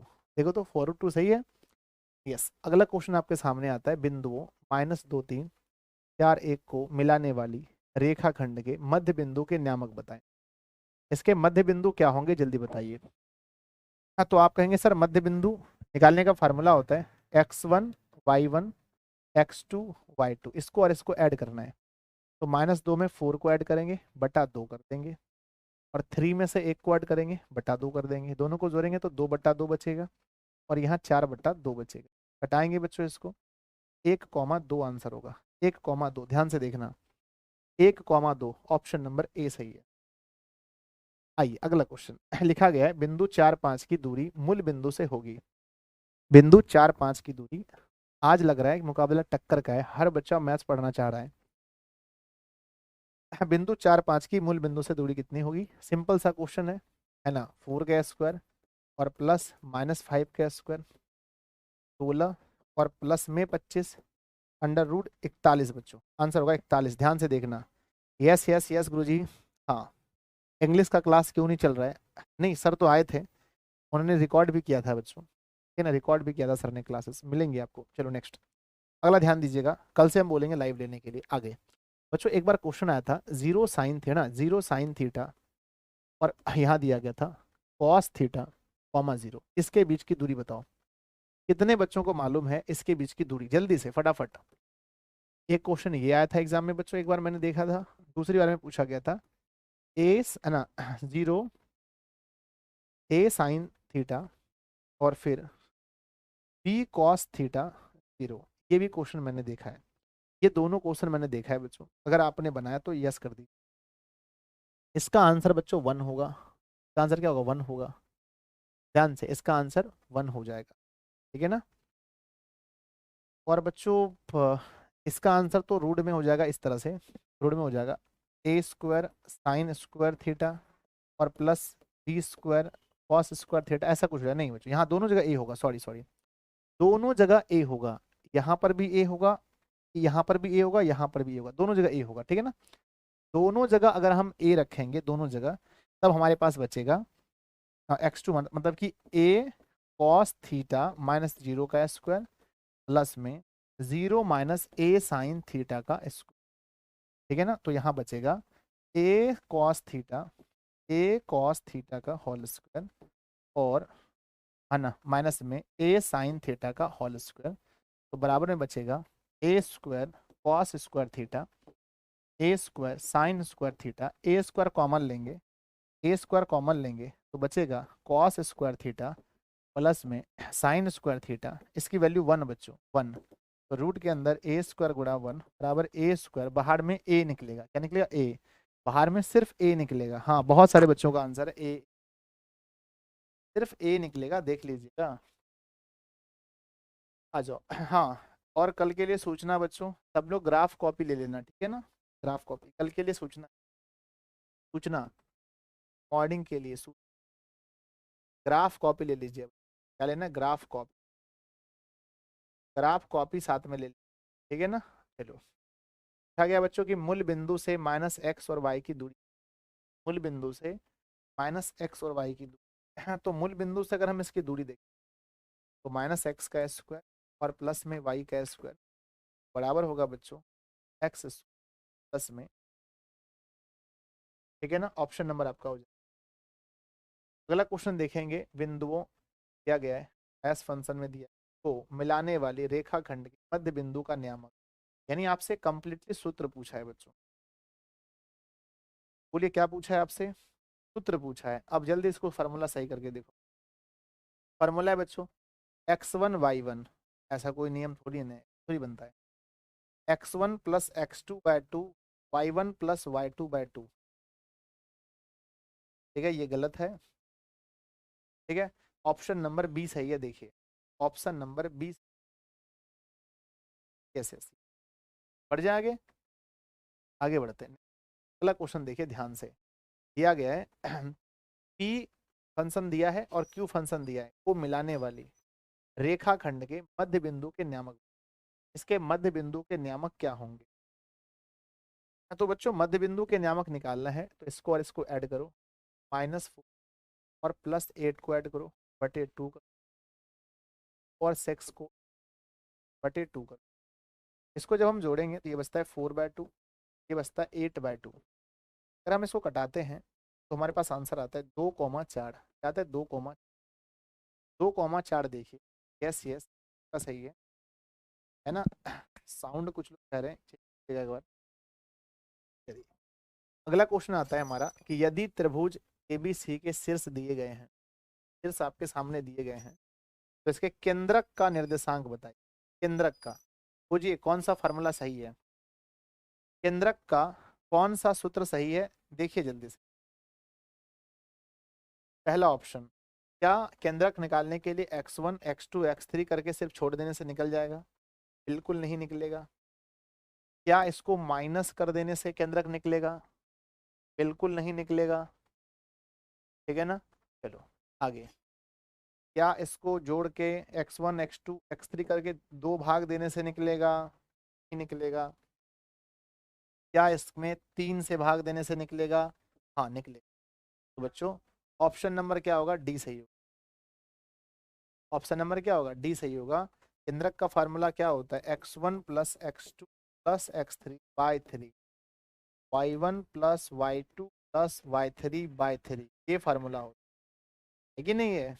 नेक्स्ट अगला क्वेश्चन देखेंगे, दो बिंदुओं दिया गया है, दिया गया को मिलाने वाले रेखाखंड m/n में अंत विभाजित करने वाले बिंदु के निर्देशांक बताइए, यानी आपसे विभाजन सूत्र पूछा गया है, विभाजन सूत्र पूछा गया है, जल्दी से सही कीजिए विभाजन सूत्र। सर फार्मूला कितनी बार फार्मूला पढ़ाएंगे बच्चों, हम पहले भी पढ़ाए हैं, आप सर्च नहीं करते ना यूट्यूब पर। यस साउंड साफ नहीं आ रहा है सर, अच्छा हो जाएगा, ठीक हुआ ठीक। आइए विभाजन सूत्र क्या होता है? विभाजन सूत्र होता है बच्चों mx1 प्लस, है ना, प्लस n(x2) बटे m+n ये फॉर्मूला होता है। क्या कर सकते हैं my2, सॉरी यहाँ मिस्टेक हो गया ना, m(x2) प्लस n(x1) बटे m+n ये फॉर्मूला होता है ना, my2 ny1 और उसके बाद m+n। ये वाला खोजो, ये वाला ऑप्शन कहाँ पर है? ये वाला ऑप्शन कहाँ पर है sir? mx2 nx1 my2 ny1 सही है बच्चों, ऑप्शन ए सही है। माइनस गलत है, x2 ये माइनस दिया नीचे इसलिए गलत, ये माइनस नहीं होगा, यहाँ पर प्लस होगा बच्चों। ठीक है, तो ऑप्शन नंबर ए सही है, ऑप्शन नंबर ए आपका सही है। चलो अगले क्वेश्चन में कहते हैं कि यदि बिंदु इतना संरेखी है तो के का मान क्या होगा? हाँ ये बच्चों मुकाबला टक्कर का क्वेश्चन बनाओ, बनाओ अपनी कॉपी में, क्योंकि बिंदु संरेखी होने पर के का मान पूछा है, टक्कर का क्वेश्चन है, बनाओ। जब तक कॉपी में नहीं बनेगा इस क्वेश्चन का आंसर नहीं निकले। जल्दी जल्दी से,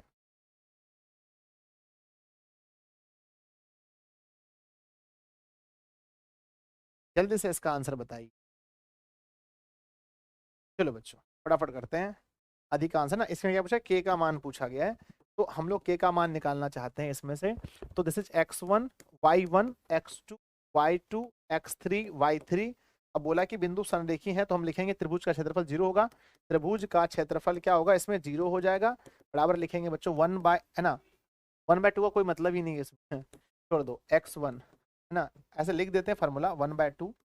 जल्दी बताइए फार्मूला क्या होता है? x1 23 23 प्लस में 31 और प्लस में होता है x3 12, ठीक है ना, बराबर 0। ठीक है ना, जल्दी बैठाते हैं मान क्या होगा।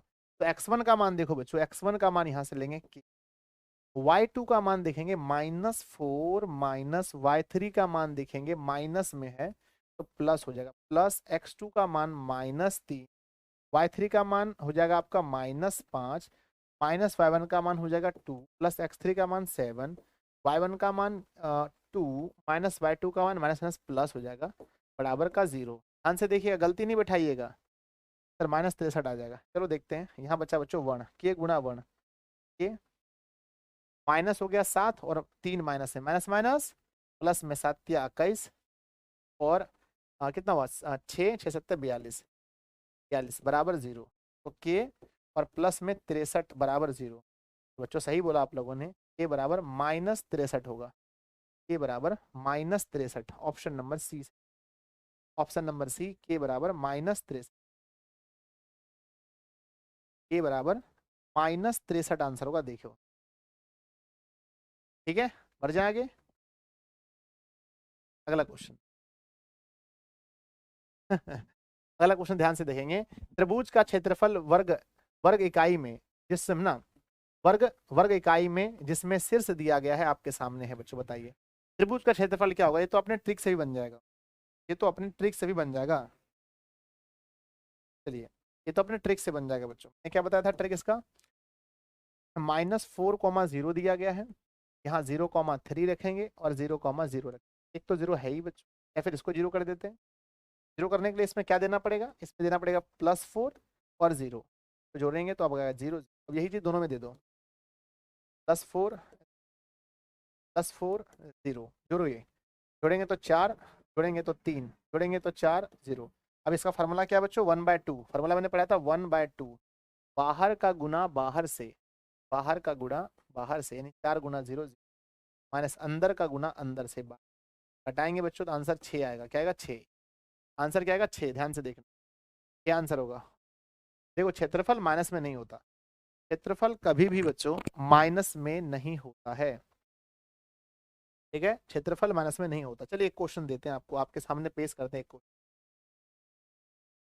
-2 और -5, 4,3 2,7, इसका क्षेत्रफल बताइए। फल मुझे बताइए कितना आंसर होगा। चलिए इसका क्षेत्रफल क्या होगा बच्चों?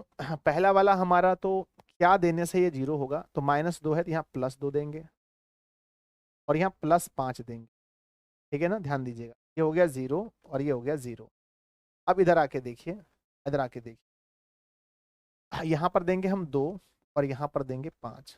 ठीक है, यहाँ भी देंगे बच्चों 2 और यहाँ देंगे 5। ठीक है, ध्यान से 4 और 2 को हम जब जोड़ते हैं तो 6 आता है, 3 और 5 को जोड़ते हैं तो 8 आता है, 2 जोड़ते हैं तो 4 आता है, 7 और 5 को जोड़ते हैं तो 12 होता है। अब हमने बोला कि 1/2 कीजिए। ठीक है ना, 1/2। अब जल्दी से गुना कीजिए, बाहर का गुना बाहर से, है ना, 6 12 छंग 72 माइनस अंदर का गुना अंदर से 32। ठीक है, तो 1/2 गुना 40, तो आंसर बच्चों 20 होगा। देखो 20 वर्ग मात्रक है किसी का? यस यस, 20 वर्ग मात्रक सबका आंसर आ रहा है। यस यस, हाँ, 20 वर्ग मात्रक सही है, बिल्कुल बिल्कुल। तो इस तरह से आप इसको बना सकते हैं, आप ऐसे बच्चों बना सकते हैं।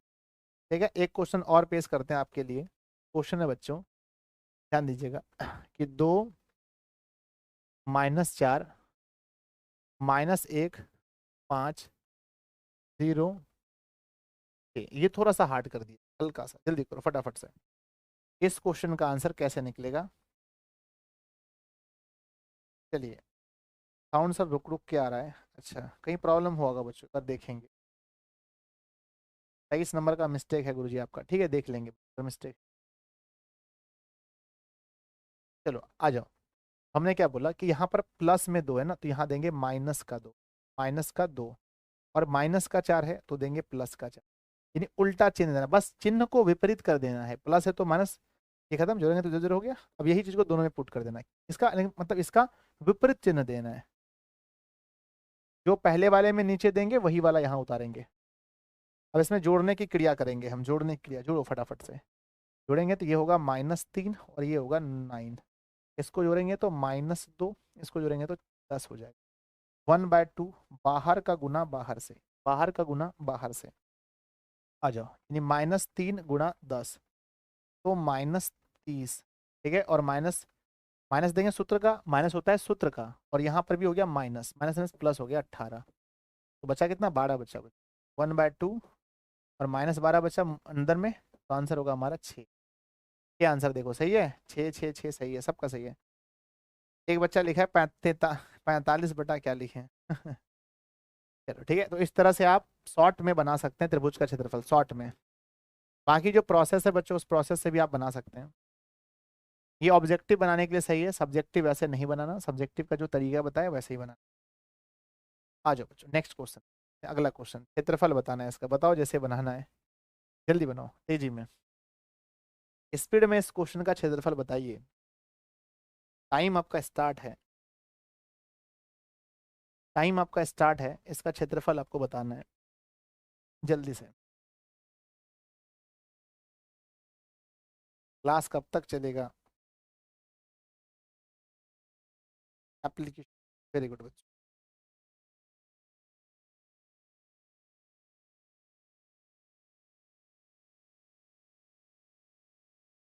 चलिए आगे बढ़ जाए। क्षेत्रफल पूछा है ना, तो नोट करेंगे पहले कि 0,1 है, और यहाँ पर 0,5 है, और यहाँ पर 3,4 है। इसमें से हमारा क्या होगा ना कि ये वाला में, ये 0 के लिए 0 देना पड़ेगा और ये -1 देना पड़ेगा, ये वाला खत्म हो गया, 0 हो गया ना, 0 0। यस, अब जो चीज देने से ये 0 0 बना है, दोनों में सेम वही चीज, यानी यहाँ पर होगा 0 और ये -1 होगा, यहाँ होगा 0 और यहाँ होगा माइनस। अब आप इसको ऐड करते हैं, ठीक है ना, तो अगर अगर हम 0 0 ऐड करते हैं तो 0, इसको ऐड करते हैं तो 4, इसको ऐड करते हैं तो 3, इसको ऐड करते हैं तो 3। अब आप क्या करेंगे, बाहर का गुना बाहर से 1/2, बाहर का गुना बाहर से 0 गुणा 3 0, माइनस अंदर का गुना अंदर से 12। ठीक है, कटाएंगे तो ये भी आपका 6 आएगा, है ना, -6 यानी 6 आएगा। ऑप्शन नंबर सी सही। नेक्स्ट क्वेश्चन देख, अगला क्वेश्चन देखेंगे। अगला क्वेश्चन, बिंदु दिया गया से बनने वाले त्रिभुज के क्षेत्रफल, फिर बनाइए। एक और क्वेश्चन पूछा गया, एक और क्वेश्चन पूछा गया, जल्दी करो तेजी में। आप बहुत स्पीड कर सकते हैं। चलिए हो गया। आइए बच्चों, तो इसमें हम लोग क्या करने वाले हैं, ध्यान से देखिए। बनने वाले त्रिभुज का क्षेत्रफल पूछा है। तो हमारे पास है ना 3,0, 7,0, 8,4। तो आप समझिए कि पहला वाला का चिन्ह उल्टा करना है। 3 है तो -3, यहाँ 0 खत्म हो गया, 0 0। अब यही चिन्ह दोनों में देना है, -3 0, -3 0, यही चिन्ह दे देना ना। अब जोड़े उसको, 7 में से -3 जोड़ेंगे तो 4, ये 0 होगा। इसको जोड़ेंगे तो 5, ये जहाँ पर 4 होगा। 1/2 बाहर का गुना बाहर से, 4 चौके 16, माइनस अंदर का गुना अंदर से, 0 गुना 5 तो 0 होता है ना। यस सर, 8 आंसर है बच्चों, 8। ऑप्शन नंबर डी सही है। देखो ऑप्शन नंबर डी सही है। एक बच्चा 40 कह रहा है, एक बच्चा 40 कह रहा है। कैसे 40 होगा बच्चा जी बताओ, कैसे 40 होगा? नहीं होगा ना 40। नेक्स्ट अगला क्वेश्चन देखिए, खत्म हो गया बच्चा। ठीक है, अब बताओ। 28 क्वेश्चन की सीरीज में आपने, एक बच्चा 23 कह रहा था, देखने के लिए देख लेते हैं, रुक जाओ। बार बार कमेंट कर रहा था गुरुजी 23 देख लेना। अच्छा 23 नंबर देख लो। 23 number, x1 plus x2 plus x3/3, y1 plus y2 by ना y3/3, सही है बच्चों। केंद्रक का फॉर्मूला सही है 23। चलिए अब बताइए कितने क्वेश्चन आपने सही किया 28 क्वेश्चन में से? जल्दी से बताना बच्चों, 28 प्रश्नों की श्रेणी में से आपने कितना क्वेश्चन सही किया? यस यस यस यस, हम सही कर दिए सर। 27 सर जी। 48 का रॉन्ग है सर। कहाँ 48 है बच्चों? 48 है कहाँ पर? ठीक है, एक ही कमेंट को बार बार मत कीजिए बच्चों, कोई भी चीज़ है ना। यस यस, आइए शुरू करते हैं अब हिंदी का। जिसके देखो बच्चों, जिसका मैथ्स जिसका हिंदी संस्कृत नहीं है, आप लोग जाइए, आप लोग मुझसे मुलाकात कीजिए बच्चों, है ना। आप लोग हमसे मिलिए 8:30 में, और आज सही में ये क्लास 8:30 में मैं शुरू करवा दूंगा। ठीक है बच्चों, 8:30 में। गुरुजी कल भी बोले थे 45 हो गया था। बच्चों देखो, आपके लिए ये आसान लगता है, पर कभी आके देखिए यहाँ पर कितनी चीज़ें करनी पड़ती हैं। क्लास शेड्यूल करना, हटाना, नाश्ता, ये वो बहुत कुछ चीज़ें करनी पड़ती है। तो कभी टाइम बढ़ जाता है, उसके लिए डोंट वरी बच्चों। हम इस ना हम कोशिश करेंगे 8:30 करने, क्योंकि प्यारे बच्चों सुबह फिर मुझे 6:30 तक क्लास लेना है। तो इसको देखते हुए मैं कोशिश करूंगा इस टाइम को लेने के लिए। ठीक है, आ जाओ देखते हैं राम, है ना। हमारा जो चैप्टर है 7वां बच्चों, वो है परंपरा का मूल्यांकन। क्वेश्चन कितने आएंगे यहाँ से? तो गुरुजी 29 क्वेश्चन है ना। मैं अगर देखता हूँ, अगर हमारे 50 क्वेश्चन बनते हैं, 29 लगभग इस चैप्टर से 2 क्वेश्चन आएंगे। आपके एग्जाम में इस चैप्टर से 2 क्वेश्चन पूछे जाएंगे। शुरू करें, यस और नो, जल्दी बताएं। यस गुरुजी, स्टार्ट किया जाए। यहाँ से उन है ना 2 क्वेश्चन पूछे जाएंगे। 16 क्वेश्चन है इस चैप्टर में। लेखक रामविलास शर्मा के गांव का नाम क्या था? तो लेखक रामविलास शर्मा के गांव का नाम बच्चों उच्च गांव सानी था। क्या था? उच्च गांव, है ना। उच्च गांव लिखा है, उच्च गांव, उच्च गांव गलत है बच्चों। उच्च गांव गलत है, उच्च का भी गलत है, ऊंचा गांव भी गलत है। उच्च गांव सानी उनके गांव का नाम था। ऑप्शन नंबर बी सही है। अगला क्वेश्चन पढ़िए कि भौतिकवाद का अर्थ भाग्यवाद नहीं, किस निबंध की पंक्ति है? भौतिकवाद का अर्थ भाग्यवाद नहीं, यह किस निबंध की पंक्ति है? तो बच्चों ये जो निबंध है हमारे परंपरा का मूल्यांकन, इसकी पंक्ति है। आज 7वां क्लास हम लोग कर रहे हैं बच्चों। अगला है हमारा कि रामविलास शर्मा का जन्म कब हुआ था? रामविलास शर्मा का जन्म 19 और 20 में ना 21 में पूछा गया है कि रामविलास शर्मा जी का जन्म कब हुआ था। ठीक है बच्चों, तो कहते हैं ना कि वर्ष 1912, वर्ष 1912 में रामविलास शर्मा का जन्म हुआ था। ठीक है, हम लोग जो पढ़ रहे हैं बच्चों परंपरा का मूल्यांकन, ये क्या है? कहानी, किस्सा क्या है? परंपरा का मूल्यांकन क्या है? तो आप कहेंगे सर परंपरा का मूल्यांकन निबंध है। क्या है? परंपरा का मूल्यांकन निबंध है। अगला क्वेश्चन पेश करते हैं कि परंपरा का मूल्यांकन है, पूछा गया ना। परंपरा का मूल्यांकन क्या है बच्चों? तो निबंध है, ऑप्शन ए। अगला क्वेश्चन पेश करते हैं, परंपरा का मूल्यांकन शीर्षक पाठ साहित्य की कौन सी विधा है ना। साहित्य की कौन सी विधा है? सेम वही चीज है, पूछने का तरीका है। तो बच्चों एक निबंध है, ऑप्शन बी पेश करेंगे। अगला आता है हमारा, परंपरा का ज्ञान किसके लिए आवश्यक है? बड़ा अच्छा क्वेश्चन है। परंपरा का ज्ञान किसके लिए आवश्यक है? तो कहते हैं बच्चों कि जो लोग लकीर के फकीर न होकर क्रांतिकारी साहित्य की रचना करना चाहते हैं, उसके लिए आवश्यक है। अगला है बच्चों, जार शाही कहाँ है? 19 20 दोनों साल पूछा गया था। जारशाही बच्चों कहाँ पर है?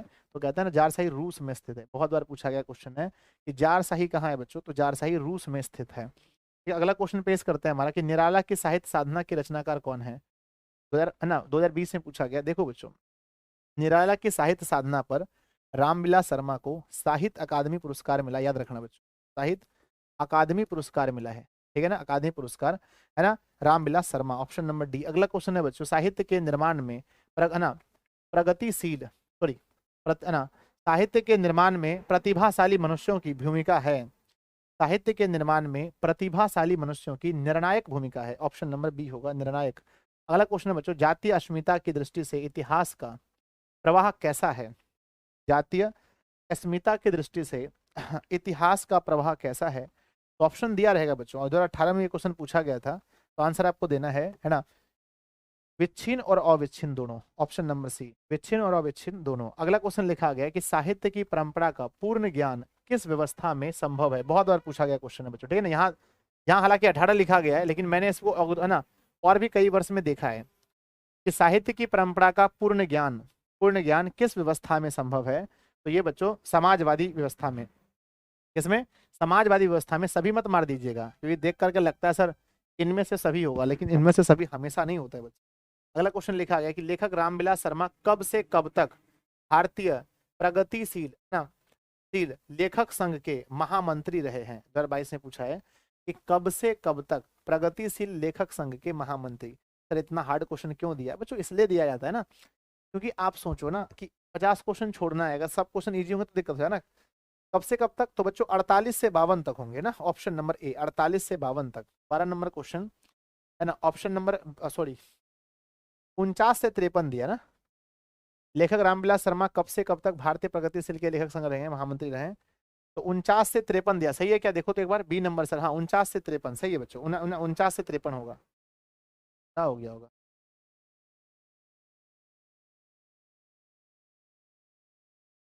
चलिए बढ़ जाएंगे, 48 से 52 सर, वही तो मुझे लग रहा है। देखो एक बार देखना पड़ेगा जी, हिंदी बुक है,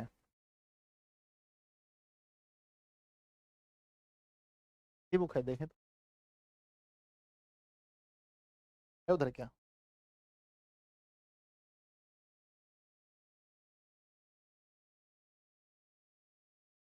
वही है क्या? हाँ देखे थे, रामविलास वाला पार्ट निकाल के, एक सेकंड रुकिए बच्चों।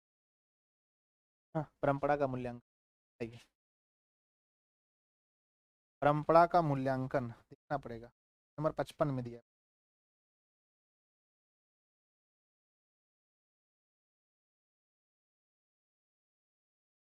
बच्चों का नंबर कट जाए।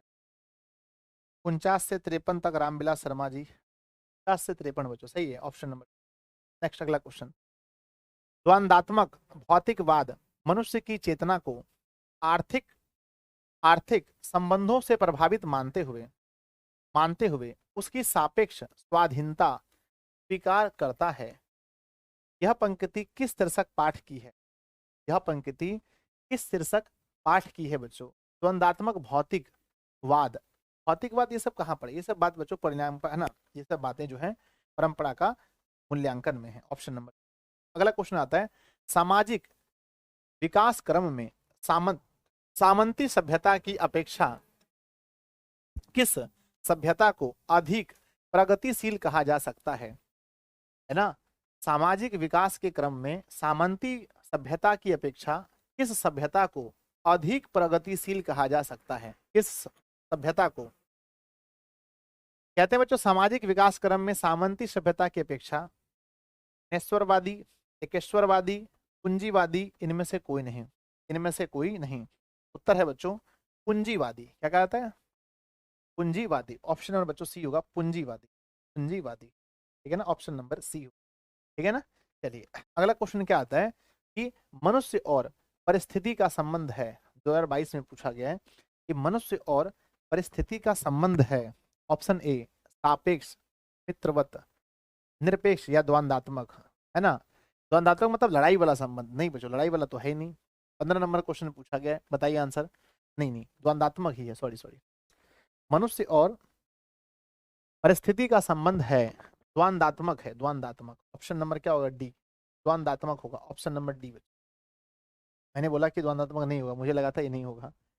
द्वंद्वात्मक संबंध है, लिखा गया है इसमें, है ना, इस पाठ में लिखा गया है मनुष्य और परिस्थिति का संबंध द्वंद्वात्मक है। अगला क्वेश्चन, यार शाही रूस के सोवियत समाज में पढ़े जाने वाले लोकप्रिय साहित्यकार कौन हैं? यार शाही रूस में, यार शाही, है ना, यार शाही रूस के सोवियत समाज में पढ़े जाने वाले लोकप्रिय साहित्यकार कौन हैं? तो लोकप्रिय साहित्यकार बच्चों, है ना, कौन है? जार शाही रूस के लोकप्रिय साहित्यकार कौन है? तो उत्तर में आता है हमारा, क्यों, है ना, है ना, क्या लिखा है, तोलस्तोय, है ना, तोलस्तोय बच्चों ना, अरे टॉलस्टॉय होना चाहिए, तो टॉलस्टॉय है ना लिखा गया है। देखने तो कहीं पर चर्चा है इसका।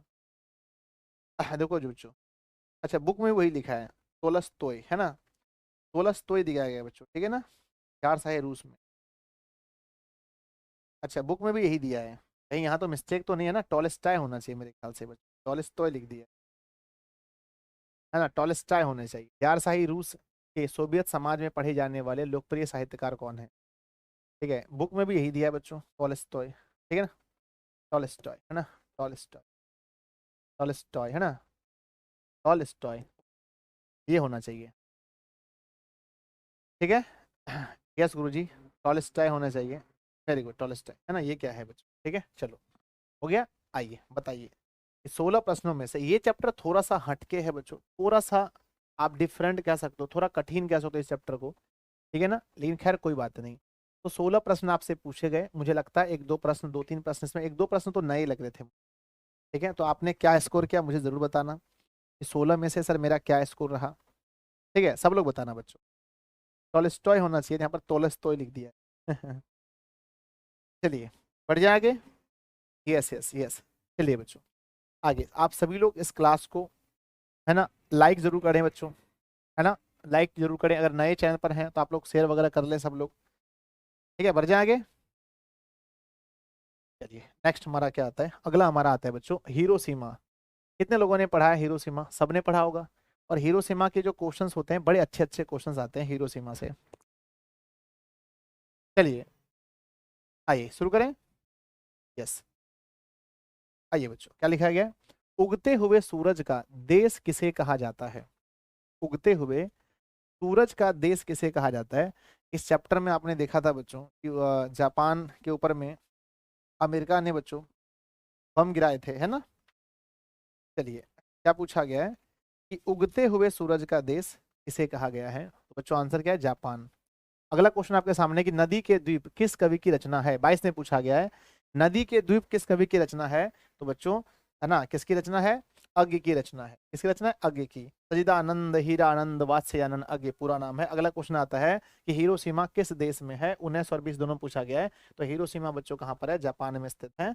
अगला क्वेश्चन आता है कि तार सप्तक के संपादक, है ना, प्रयोगवादी कवि हैं। प्रयोगवादी कवि कौन है? तार सप्तक के संपादक कौन है बच्चों? अज्ञ साहब जी हैं, ठीक है ना। अगर आपसे पूछा जाए कि अज्ञ ने किस वाद का, ना, अज्ञ ने किस वाद का सूत्रपात किया है, किस वाद का, तो कहना बच्चों प्रयोगवाद का। किस वाद का? प्रयोगवाद का सूत्रपात किया है। अगला क्वेश्चन पेश करते हैं, दुर्दांत मानवीय विभीषिका का चित्रण करने वाली कविता कौन सी है? ये तो हर बच्चे को याद रहता है कि दुर्दांत मानवीय विभीषिका का चित्रण करने वाली कविता है हिरोशिमा। अगला क्वेश्चन है बच्चों की हिंदी कविता में प्रयोगवाद का सूत्रपात किसने किया है?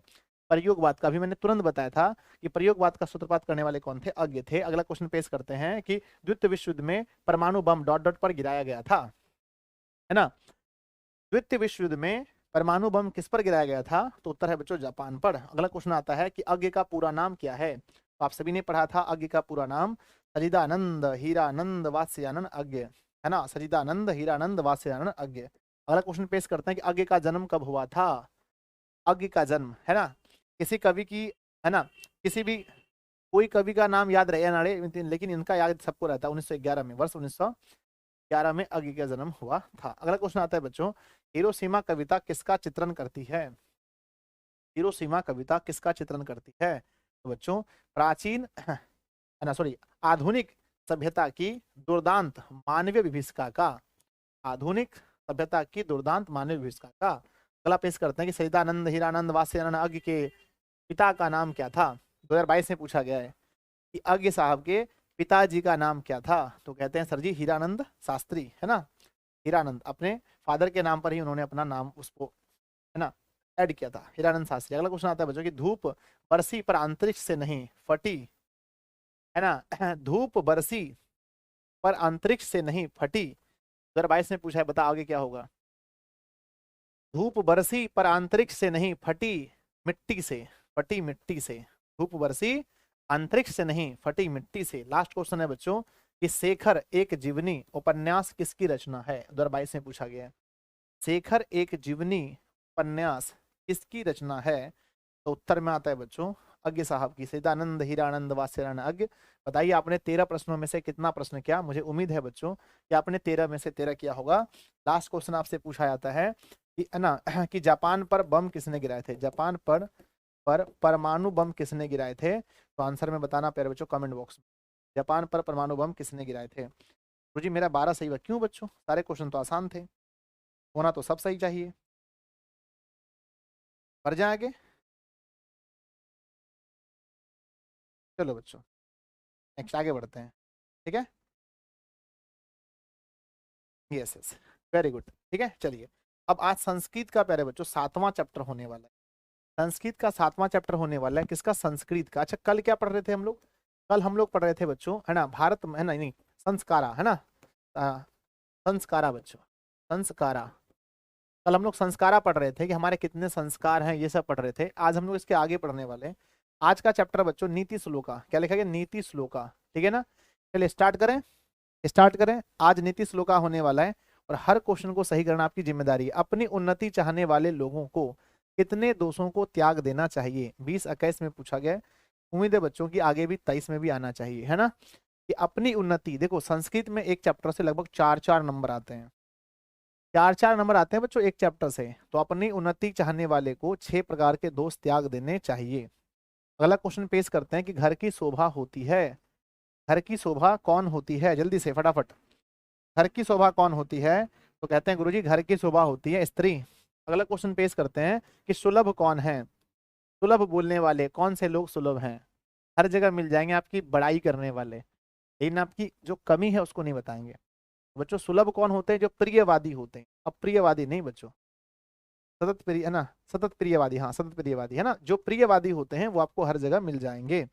अगला क्वेश्चन बच्चों नीति श्लोका पाठ में परम श्रेय किसे कहा गया है? परम श्रेय है मतलब सबसे जो है ना, नीति श्लोका पाठ में परम श्रेय किसे कहा गया है बच्चों? परम श्रेय किसे कहा गया है? नीति श्लोका पाठ में परम श्रेय किसे कहा गया है? ठीक है, चलिए आगे बढ़ते हैं बच्चों। तो आंसर इसका होगा परम श्रेय कहा गया है नंबर ए, सबसे परम श्रेय बच्चों धर्म को, ठीक है ना। परम श्रेय किसे कहा गया? धर्म को कहा गया है। अगला क्वेश्चन है कि नीति श्लोका पाठ महाभारत के किस पर्व से लिया गया है? 20 और 21 दोनों साल पूछा गया है, पर 22 में नहीं पूछा गया है, ठीक है बच्चों। ये 23 में आने के लिए तैयार हो सकता है। क्वेश्चन क्या लिखा है? नीति श्लोका पाठ महाभारत के किस पर्व से लिया गया है? तो उद्योग पर्व से बच्चों। कहां से? उद्योग पर्व से लिया गया। अगला क्वेश्चन पेश करते हैं, विनय का विना, है ना, नाश कौन करता है? विनय का नाश कौन करता है? तो बच्चों कहते हैं कि जो हमारी आकृति होती है, आकृति यानी जो बुरे कर्म होते हैं, बुरे कर्म जो होते हैं वही आपकी विनय को मार देता है। विनय यानी नम्रता जो आपके अंदर है उसको आकृति मारती है। ऑप्शन नंबर डी सही होगा।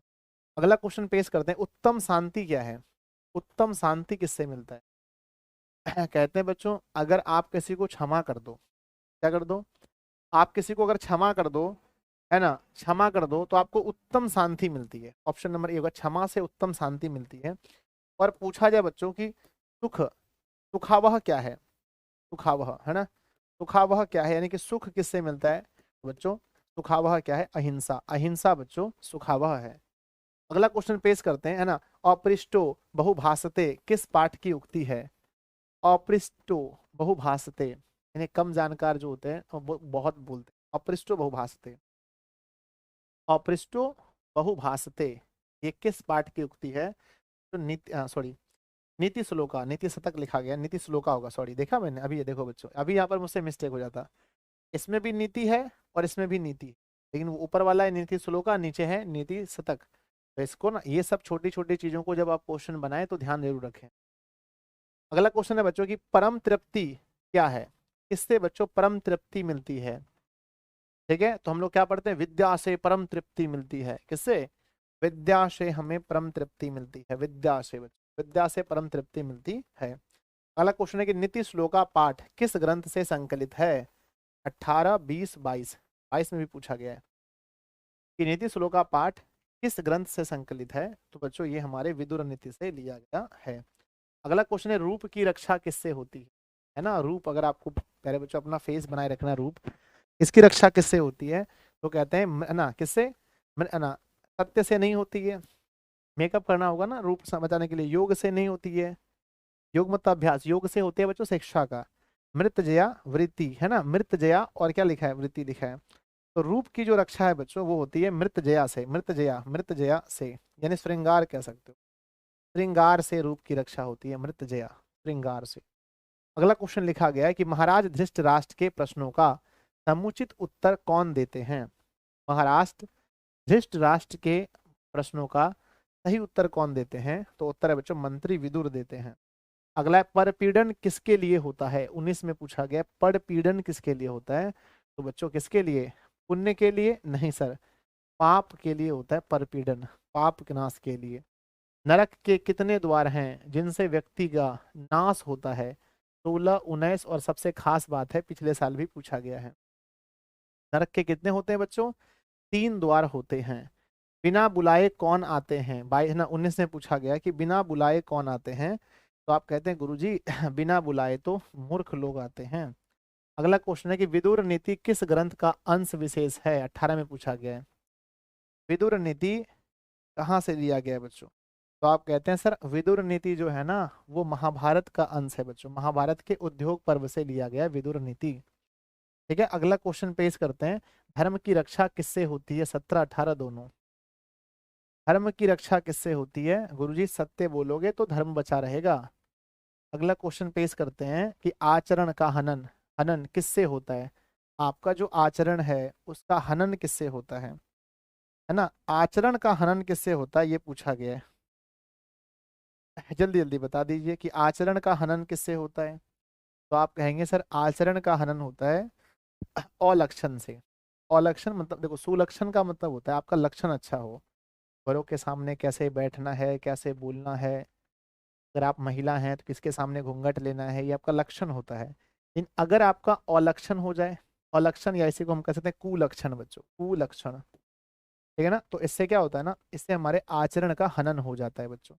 अगला क्वेश्चन पेश करते हैं कि विद्या की रक्षा किससे होती है? विद्या 22 में पूछा है, बड़ा अच्छा क्वेश्चन है कि विद्या की रक्षा किससे होती है। ठीक है, तो विद्या की जो रक्षा है वो हमारे किससे होती है? विद्या की रक्षा होती है बच्चों अभ्यास से, प्रैक्टिस से होती है। विद्या की रक्षा किससे होती है? इतना सत्य से नहीं सर, सत्य से धर्म की होती है, मृतजया से रूप की होती है, योग से विद्या की होती है, विद्या की होती है। Option C. अगला क्वेश्चन है नीति श्लोका पाठ के आधार पर सुख देने वाली, सुख देने वाली क्या है? देखो सबसे अच्छी बात है, पिछले साल पूछा, सुख देने वाली क्या है? मैंने क्या बोला आपको कि सुखावह यानी सुख देने, सुख देने वाली जो है क्या है? अहिंसा, अहिंसा ही सुख देने वाली है। क्षमा से क्या मिलता है बच्चों? उत्तम शांति मिलता है क्षमा से, उत्तम शांति क्षमा से मिलती है। विद्या से परम तृप्ति मिलती है, परम तृप्ति, परम तृप्ति मिलती है विद्या से बच्चों, ठीक है ना, धर्म के बारे में तो नहीं। अगला क्वेश्चन पेश करते हैं कि नीति श्लोका पाठ में कितने श्लोक हैं बच्चों?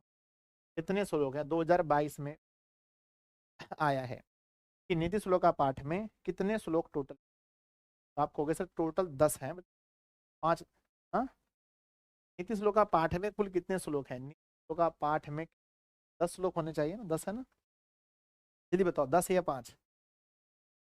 विदुर नीति, नीति श्लोका पाठ सर प्रथम 10 श्लोक है ना बच्चों, उसमें टोटल 10 हैं, 10 है, सही है 10 है। नीति श्लोका पाठ में 10 श्लोक, ठीक है ना, इसके पहला वाला पाठ में 5 था। अगला, अगला क्वेश्चन लिखा गया बच्चों कि सतत, सतत प्रियवादी लोग होते हैं, सतत प्रियवादी, सतत मतलब हमेशा, प्रिय बोलने वाले लोग होते हैं, आपको कहीं मिल जाएंगे बच्चों। सतत प्रियवादी लोग क्या होते हैं? सुलभ होते हैं, ऑप्शन सी सुलभ होते हैं। अंतिम प्रश्न है बच्चों, अनर्थ का नाश किससे होता है? अनर्थ का नाश किससे होता है? 22 में पूछा गया है, अंत भला तो सब भला, अनर्थ का। ठीक है, हमने देखा था बच्चों, अनर्थ का नाश पराक्रम से है ना, विनय का नहीं होता है बच्चों, विनय से नहीं होता है, क्षमा से नहीं होता है, आचार से नहीं। अनर्थ का नाश बच्चों पराक्रम से होता है, पराक्रम से। अगर आपने ऑप्शन नंबर डी चुना है तो आपने बिल्कुल सही चुना। और बता, इस पाठ में 23 प्रश्न है, आपने कितना सही किया। बाकी इस पाठ से अगर ज्यादा क्वेश्चन पढ़ना है तो आप सभी के पास हमारा नोट्स होगा, ठीक है ना, आप सभी के पास हमारा नोट्स होगा। उस नोट्स से आप, उस नोट्स को देख करके आप आगे पढ़ सकते हैं।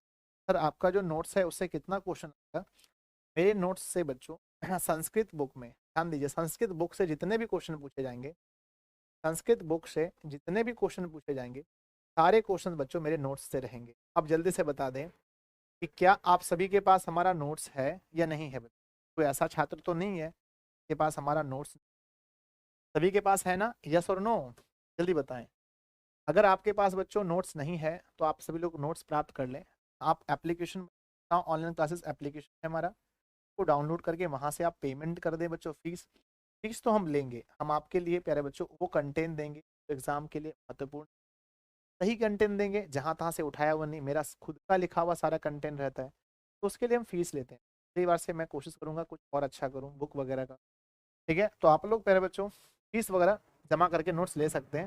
अगर आप एप्लीकेशन पर पेमेंट नहीं कर सकते तो हमारी टीम से आप बात कीजिए, आज बात कीजिए, पापा को बोलिए, मम्मी को बोलिए, नोट्स चाहिए सनी सर का, 77008945 क्योंकि बच्चों ये जो महीना है ना, ये हमारा एग्जाम खत्म होने के बाद पैसा आपके पास बहुत होगा, पर आप उसमें नोट्स लेके क्या करोगे। ठीक है, तो लोग अभी तक नोट्स नहीं परचेज किए, इस नंबर पर आप कॉल करें, गूगल पे, फोन पे, पेटीएम, फीस जमा करवाएं। 251 फीस है बच्चों, इससे आपको ऑल सब्जेक्ट का नोट्स मिल जाएगा, ठीक है ना, और उसको लेकर के घर बैठे आप बहुत अच्छी तैयारी कर सकते हैं। जिनके पास नहीं है कल शाम तक आप लोग परचेज कर, ठीक है ना। चलिए नेक्स्ट क्लास बच्चों 8:30 में। आज का क्लास कैसा लगा सब लोग कमेंट जरूर कीजिए। और हाँ, कल सुबह स्पेशल बच्चों 6:30 बजे, 6:30 सबको आइएगा। 6:30 सुबह बच्चों, कल सुबह क्लास स्टार्ट हो रहा है हमारा अंतिम प्रहार बैच, अंतिम प्रहार सीरीज स्टार्ट हो रहा है। अंतिम प्रहार सीरीज, यहाँ पर हम लोग सिर्फ दीर्घ उत्तरीय प्रश्नों को देखेंगे, सिर्फ दीर्घ उत्तरीय, सिर्फ दीर्घ उत्तरीय प्रश्नों को हम देखने वाले हैं कल अंतिम प्रहार सुबह 6 बजे में। सभी सब्जेक्ट के 2 क्वेश्चन देखेंगे डेली बच्चों, 5 सब्जेक्ट है हमारा, टोटल 10 प्रश्न को डेली देखेंगे। अगर बच्चों ये 15 दिन चले गया तो हम लोग 150 क्वेश्चन दीर्घ उत्तरीय पढ़ लेंगे, जिससे हमारे अंदर दीर्घ उत्तरीय का जो हमारे अंदर डर है वो खत्म हो जाए और एक एकदम 450 की ओर हम बढ़ पाए, ठीक है ना, या फिर जो भी आपका लक्ष्य है उसमें बहुत इन्हांस हो जाए। चलते हैं बच्चों 8:30 बजे, आप लोग तब तक थोड़ा खाना पीना खा लीजिए, पानी वगैरह पी लीजिए, मिलते हैं 8:30 बजे। तब तक के लिए पढ़ते रहिए, हंसते रहिए, मुस्कुराते रहिए। लव यू बच्चों, बाय सभी को। वीडियो को लाइक ज़रूर कर देना, जो भी लोग नए हैं चैनल पर पहली बार आए सब्सक्राइब कर लीजिए। जो वीडियो हमने डाली है आपने नहीं देखा है तो पहले वाली वीडियो भी देखते रहिए। प्लेलिस्ट बनाकर आपको व्हाट्सएप पर दे दिया जाएगा, बड़े भाई बहन हैं उनको बताइए, तो संजय सर पर हिंदी और इंग्लिश क्लासेस लगाई जा रही है। लव यू बच्चों।